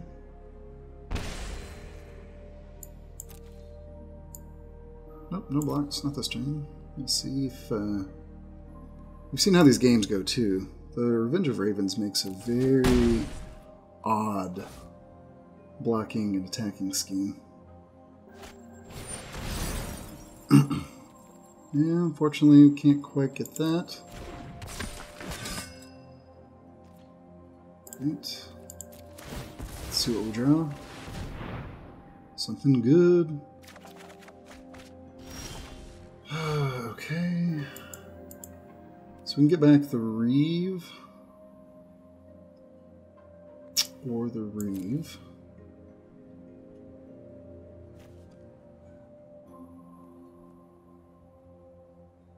And I feel like we should just play this Reaper. It'll finish him out real quick. And then we could chump. So 8. If we put 3 more, it's 4 forward and a 3.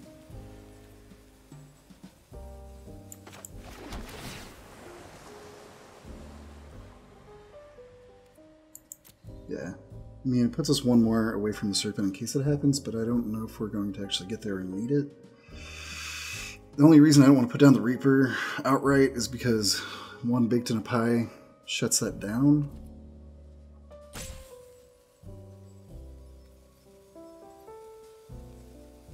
So I think we're going to go the other direction.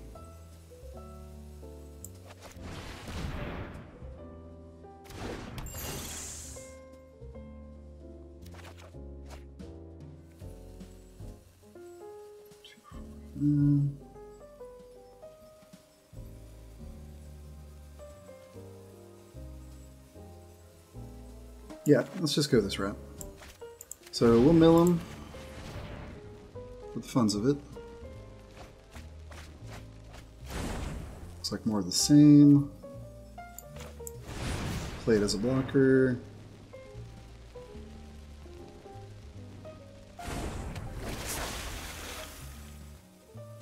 Ah, nuts. This is double blue for the fairy side. I misread that. Well, just to use our mana then. Go ahead and blow out the Barrow Witches.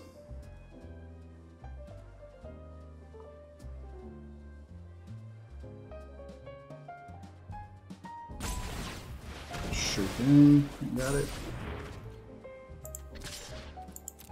Knock him again. Now we have a good amount of chumpers, but those creatures are finally big enough for us to really care. Maybe it was going to be better to put down the Reaper Knight. Almost the same situation. And we would have been able to attack in next turn, pretty much 4 or 5, practically for lethal. So it goes to 7, take him to 5. Yeah.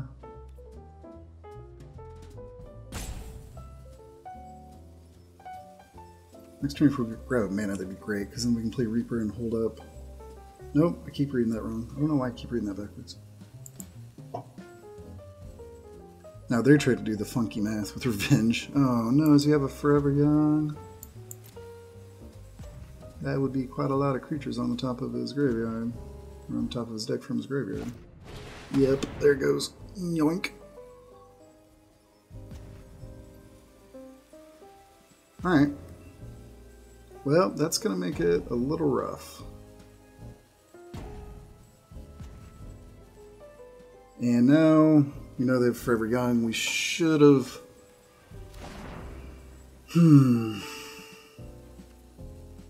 Should have just played that better. That was some sloppy sequencing by us.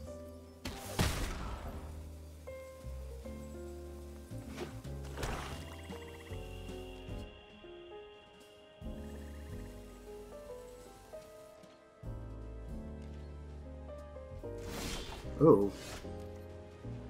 Okay.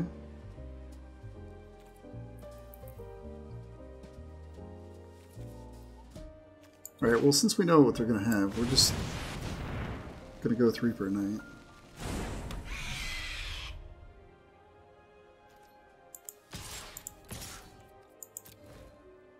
And that might be the tipping point. Because now he's so low, it really hurts him.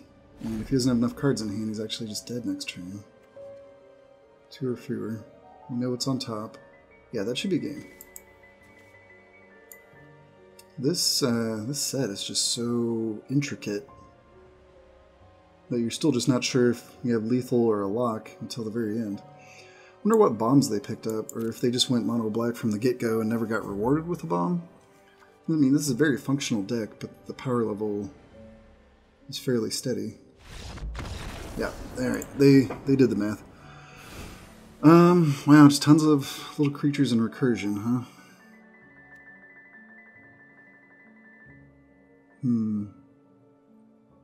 This trades pretty well. What would we even take out, though? Because these are good blockers for us.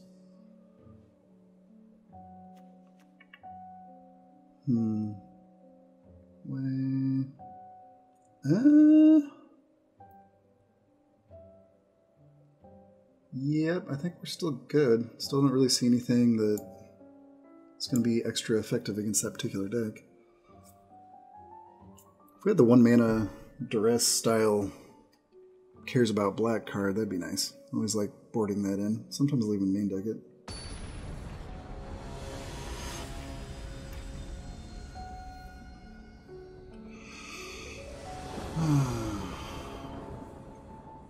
So is it Kuluku or Kuluku?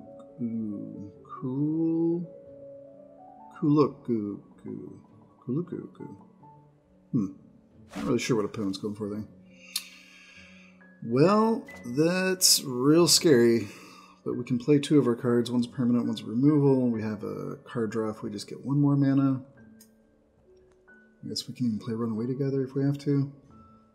I do not like to keep this, but it's keepable.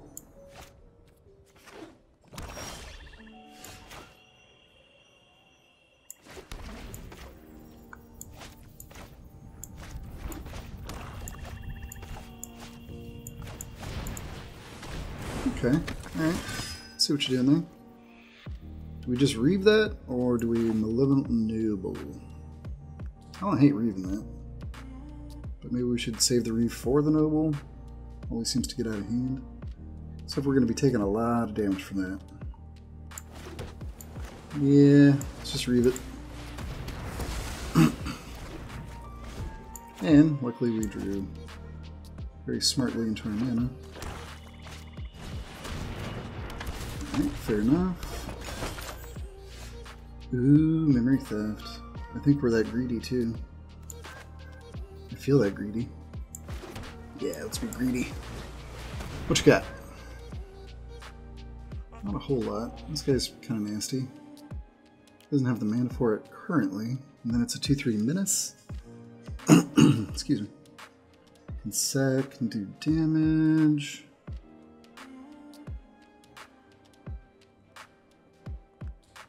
I think we take the Festive Funeral. Also, that is 5 mana. It will come into play at some point, though. Yeah, I think we're alright enough with it. It's fine. Sug it. Alright, so I think we're going to start getting gingerbreaded pretty hard. Really want one of our Revenge of the Ravens. Off the top, we'll hold that gingerbread man in check. Oh, looks like we're not getting a gingerbread. Gingerbread. Yeah, alright, another witch. That's fine. It's Tomb Raider.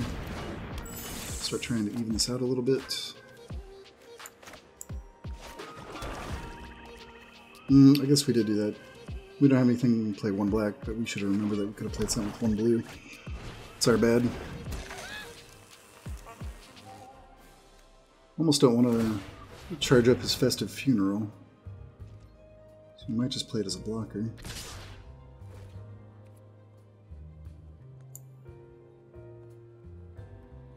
No, thank you.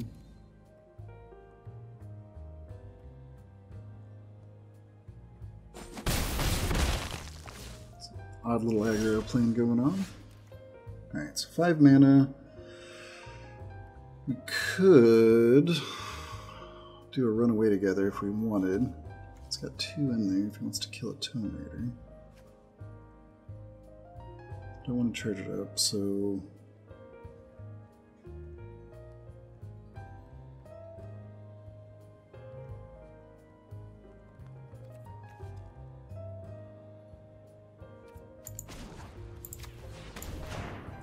let's go this route. See what we draw.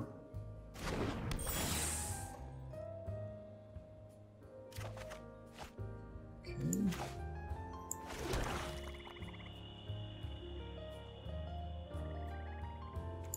Alright. Not too exciting, but we shall take it.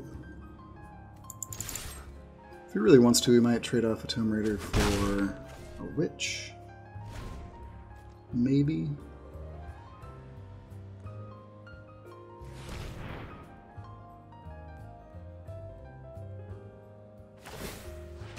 Sure, no problem. Okay. Yes, I think we will.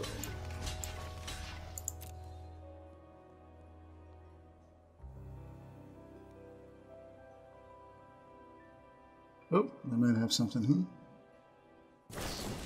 Oh, gross. Lash of Thorns. Doing it right. Alright, well, that's the first time we've seen a Lash of Thorns. Definitely hurt. If we can just pull our Revenge of Ravens off the top, that's going to stop the board cold. We're festive. We got 4 in there. Takes all of our mana though. Really get these blockers down, I think. I mean, we could mill him anyway, just to mill him. Just don't feel like that's a super strong play.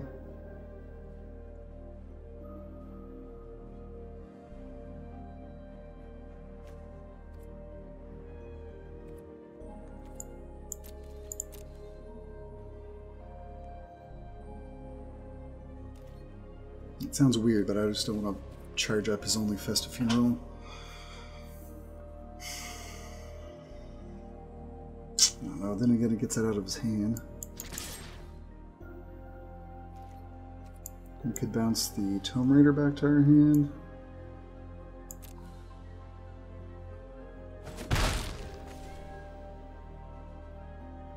And that's all we do.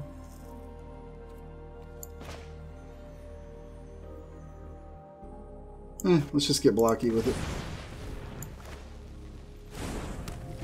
Not super impressed with what we got going on here. Need some of our pieces. Need some Ravens, or we need some Lochmere Serpent in our life. And even then, I guess we're still 1 mana short. Okay.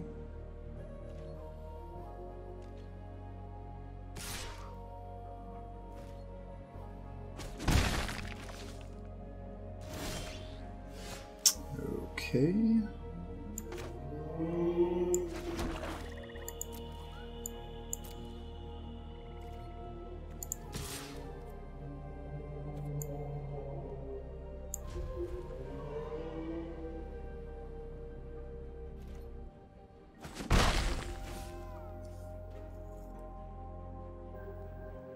Looks like they're going for some life loss, I imagine. And to be honest, even though seeing it in action, I'm still not really that impressed. It's fine. I mean, 3 is a chunk, but we've stabilized it less before. And I haven't seen any other way for them to produce any more food.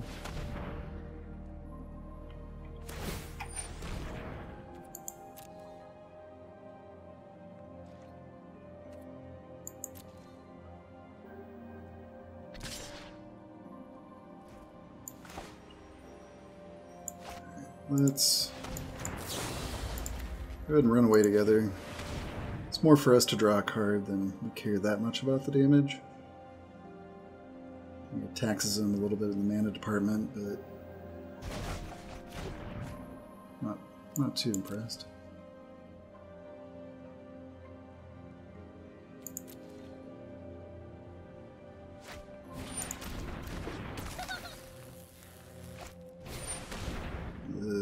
Okay.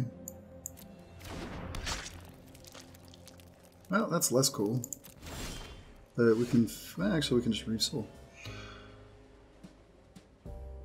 Once I give it 2 and a food, there's a way to produce food. Let's draw and see what we get. We're not using this, so that's fine.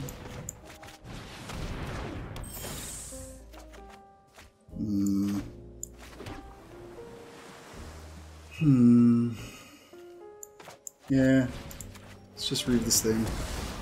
It's too much evasive damage. Gingerbread, too strong.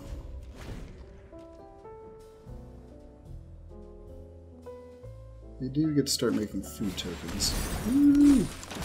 Alright, well that's something to kill. Man, where is our Lochmere?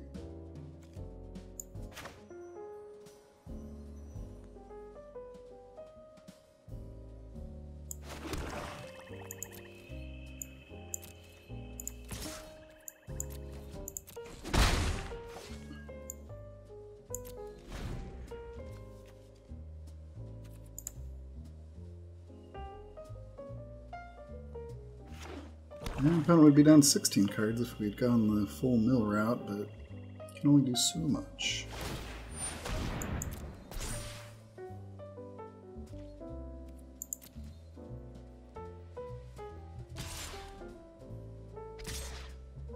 Sure.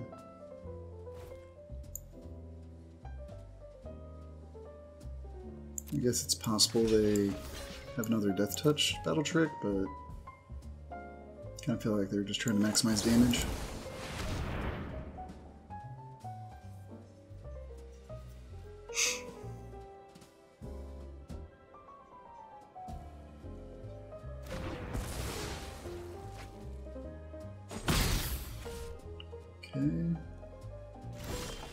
Okay. So tiny, that's got a nice 2. Actually, yeah, we can almost negate it completely. So it does damage or just blocks? Deals damage, so it does have to deal damage.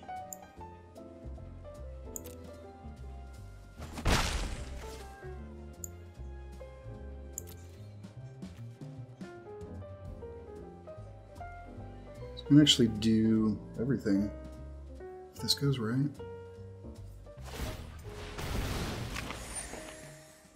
Alright, 3 life down.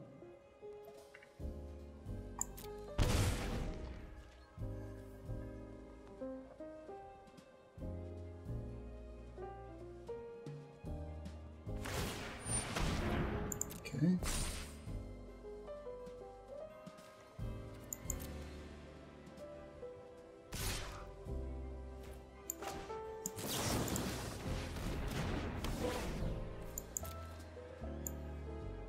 Don't want to give him the food token.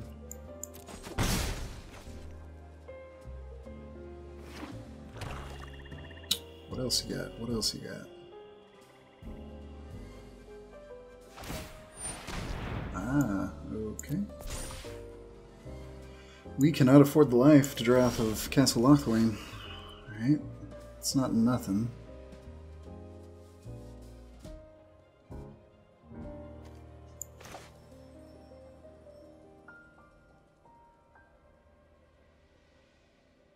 Actually will allow us to pump up the noble enough to eat the witch. Though this is getting real sketchy.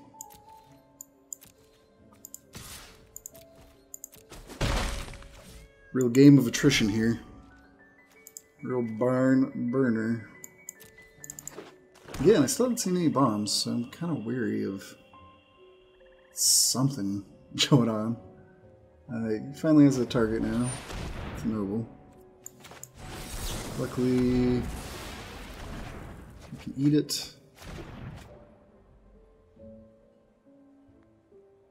Gonna have to give him a food token though, and go down to 3. That's nasty.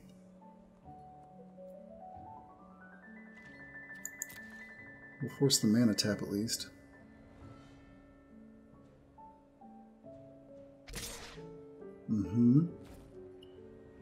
So we give him the food token. Actually, we don't have to give him the food token. We eat the wall so he doesn't get to do damage. Not bad, not bad. Oh! Alright, so now I think we have to.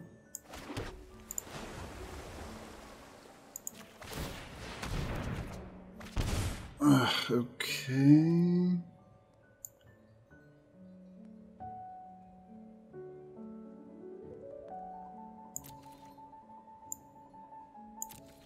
Do we attack with both, or do we try and kill the Tempting Witch?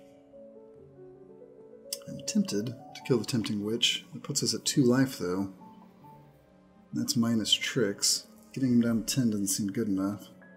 So I guess that's what we're doing.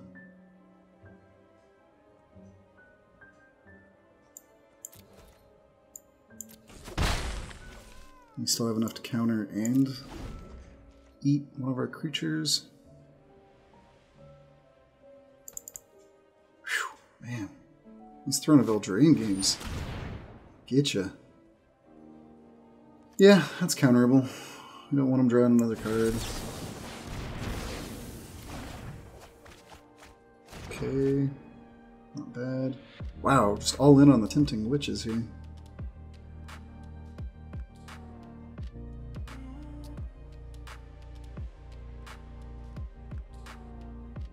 Does it stall out his attack? If I was in his shoes, I don't know. He knows that I have the ravens in here somewhere. He hasn't seen the Lochmere Serpent. I think if I'm him, I just attack. Force me to eat another creature.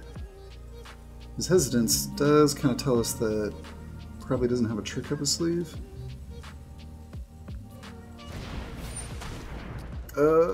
Okay. Alright, yeah, that's fine. It's going to be a lot nastier when he puts the giant skewer on the Swordmaster. Oh man, this is rough. I don't think we want to eat anything. Witching Well, okay.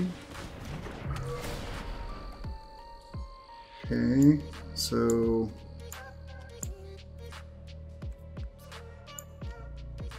oh man. This is tricky. So he moves the skewer over. It's a 4/2 life linker. He's gonna get a food. We'll go down to 3. I think we still want the ravens. And we can actually draw and play it. Yeah, alright.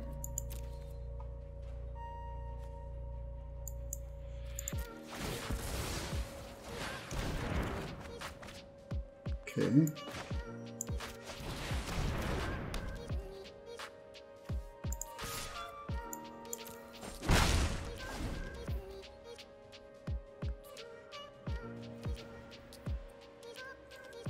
Alright, the math just got even weirder.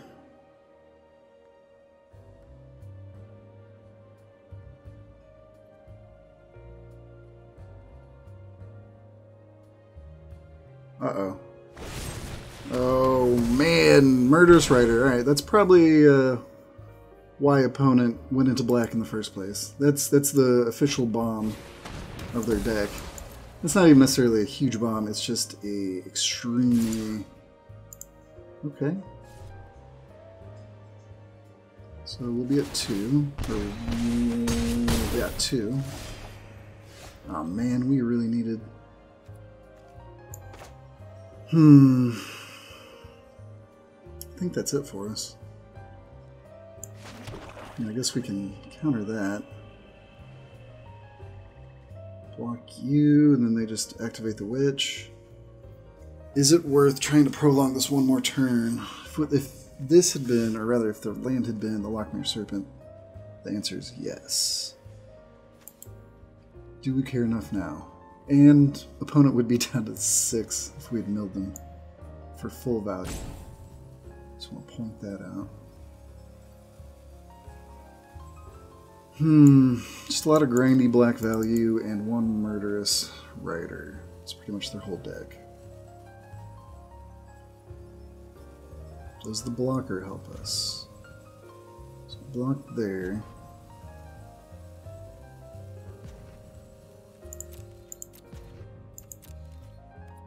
Alright, well, let's at least see what their play is.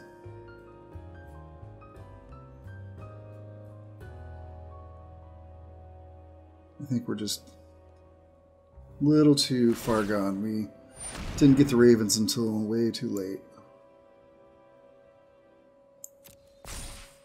Okay. So he's going to get the food and that'll be it. Yep.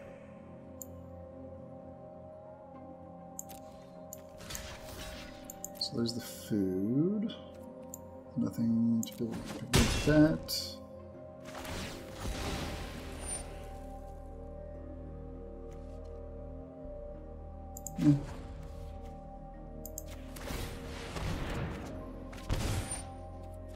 Oh, wow. Does this do anything? Nope, because he has 2 witches. That was almost enough. But he's got 2 witches, so not good. Man. That's kind of messed up.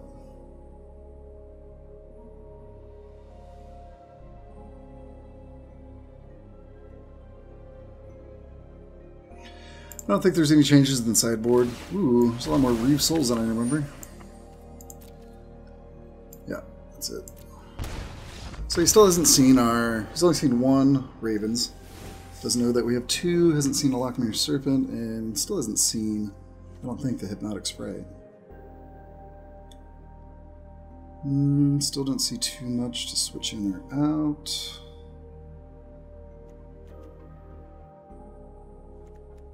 Is it more beneficial for this Merfolk versus the Swordmaster just for that extra point of blocking damage?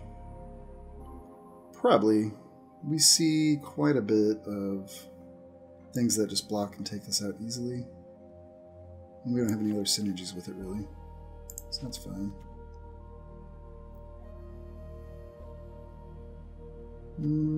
Ash of Thorns. Maybe.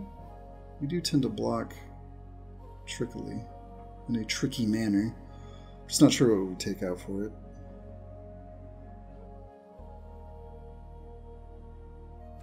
Yep, alright. Let's run it. Whew. It's grindy battles. Grindy battles.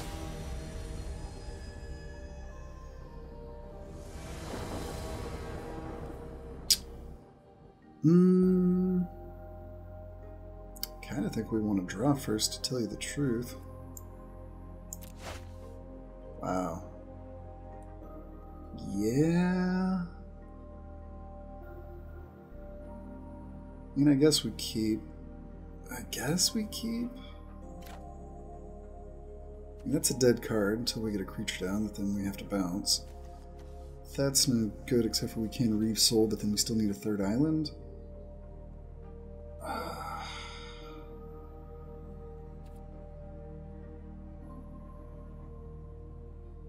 Yeah, as much as it hurts my soul, we could easily just stall out, and that's pretty much what happened last game, so I'll take a molly.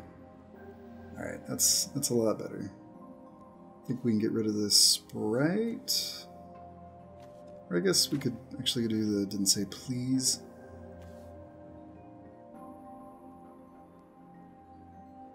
No keeping. We want all 3 mana. One of those 2 and both of these probably. So if we're going turn 2, turn 3. This is a flying creature though. Yeah. It was close. And we're not waiting around for the sanctuary, so drop that first and foremost. This looks more like a turn 2, turn 3. Hold this up for value, probably.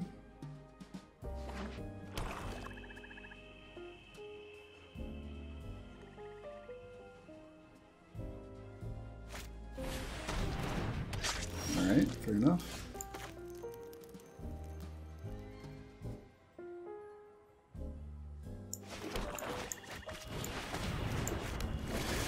Of course, here's the situation where we much rather would have had the knight attacking in for the life up, but then immediately not so much. Alright, let's go ahead and pick apart their last card there.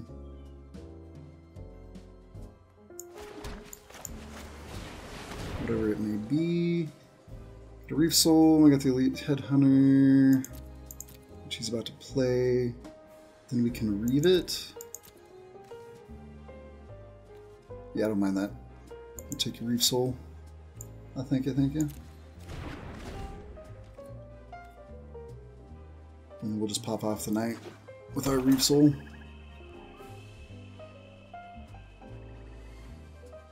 And then we're pretty much where we want to be.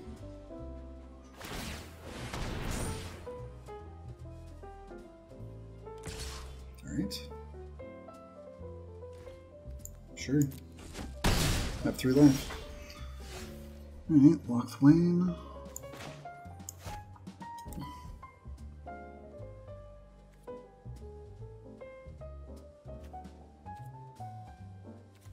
So Reeve Sprite go. And he gets down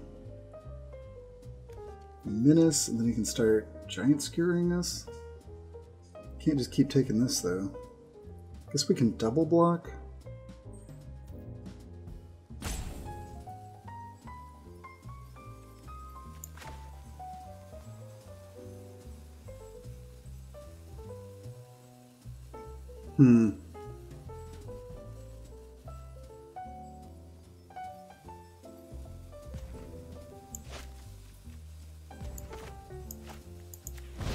Doesn't feel good.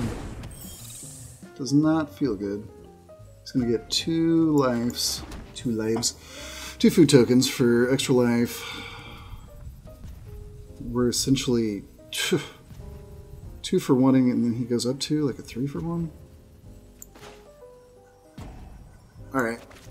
We're gonna go this way. We're going to put pressure on our deck to come up with an answer to this Elite Headhunter. Because at the very least, it's going to take him 2 turns to get that assembled. If we have to take a hit with Castle Lochmere, then so be it.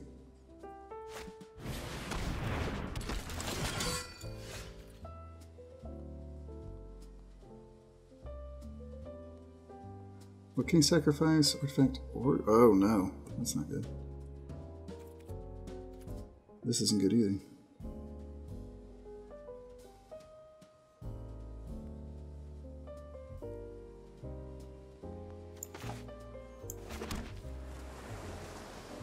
Well, if we're not going to block it, we're not going to block it.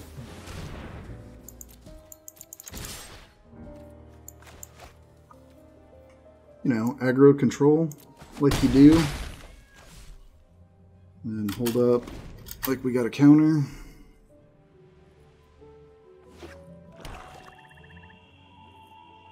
So if I enter him, I just murder. What? What? Okay, I think opponent might have psyched himself out.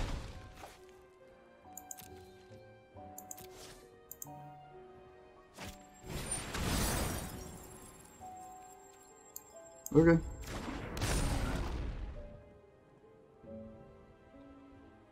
Not sure what's going on.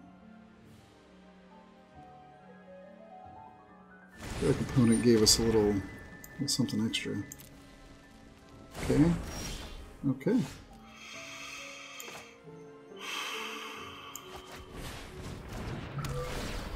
Where is our Lochmere? Alright. Reaper's not so bad. Do we want so tiny? It's just going to be -2. I guess it's possible we can use it as a battle trick. I don't think so, though. I don't think it's good enough right now. Reaper's barely going to get there. 3, 4, 5, 6, 7. So we play it, get rid of nothing, and then use it as a large blocker. Oh man. It's quite the pickle. I guess. I'm not super stoked about all that.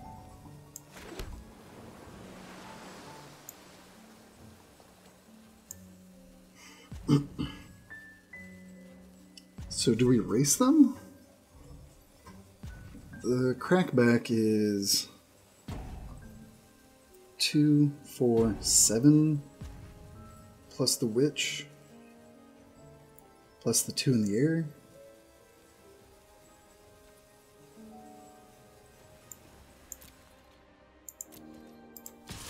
Alright.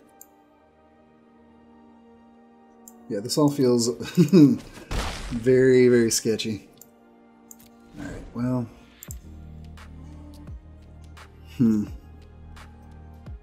feel like we missed something. I mean, yeah, we didn't get our Ravens and we didn't get our Lochmere Serpents, and maybe it's just as simple as that. This deck needs those to function correctly. I feel like we're missing some edges here. I just don't know what. Okay, so he's going to blow up. There he goes. That's what I thought he was going to do last time.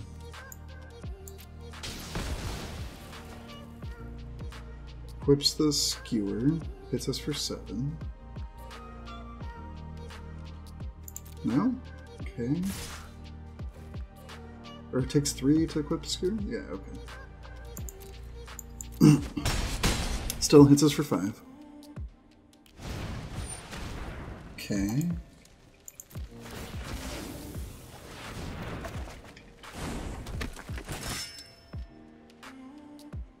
Alright, Funeral's good. Funeral's actually good here. Another wishing well. Witching well.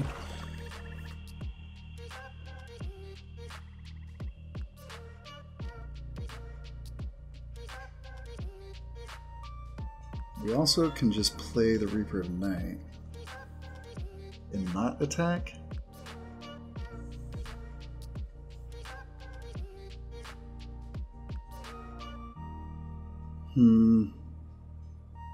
Not getting a lot of value off the discard. We can Witching Well, and then whatever he skewers, Festive Funeral, which is probably going to be a Headhunter. We can still kill that Sprite, though. It's Witching Well. I think we really need the Serpent to close the game out. Noble. Noble's not doing anything for us. We need that Serpent.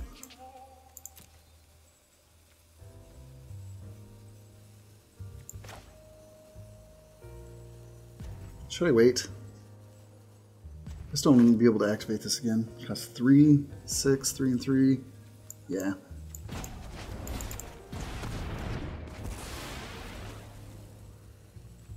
And then attack, we'll be down to 5. We could be down to 3. I don't want to chump off anyway, but I guess I will. This is rough. This is rough. This is rough.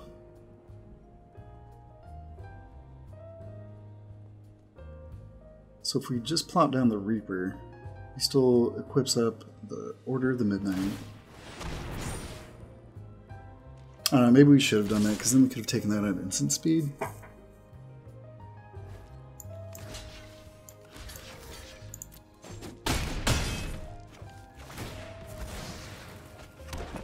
just on a 2-turn clock, and he's got the Witch, so really a 1-turn clock. Last time I checked, we didn't have any board sweepers, and we pull another Malevolent anyway. Okay. So that's game, right? 4, 3 mana left. Malevolent doesn't do enough. Reaper doesn't do enough. Yep, that's just game. So I guess let's draw for funsies. And this deck does not run without Revenge of Ravens and Lochmere Serpents.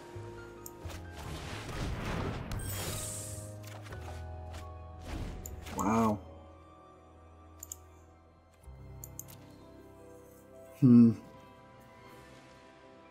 Yeah, I guess we should have gotten more value. A Festive Funeral.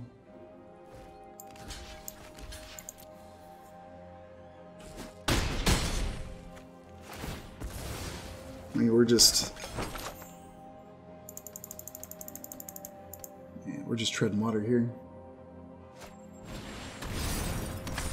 Sure. And good game, wow. Well, poop on a stick. Poop on a stick.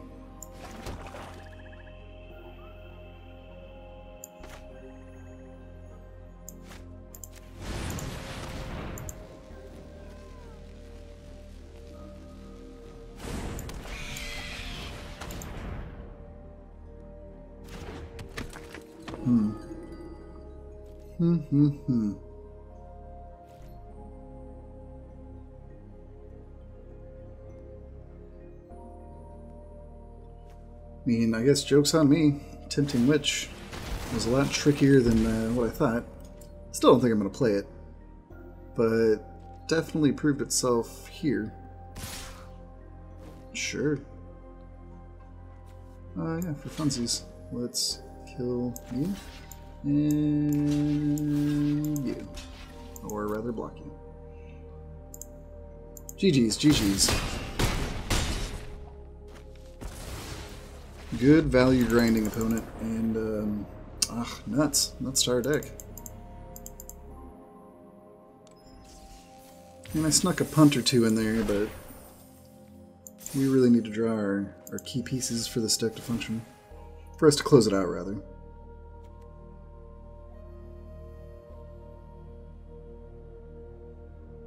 And there's something to be said that possibly this Swordmaster would have been a little bit more life, but I still don't see us being able to pull out of that one.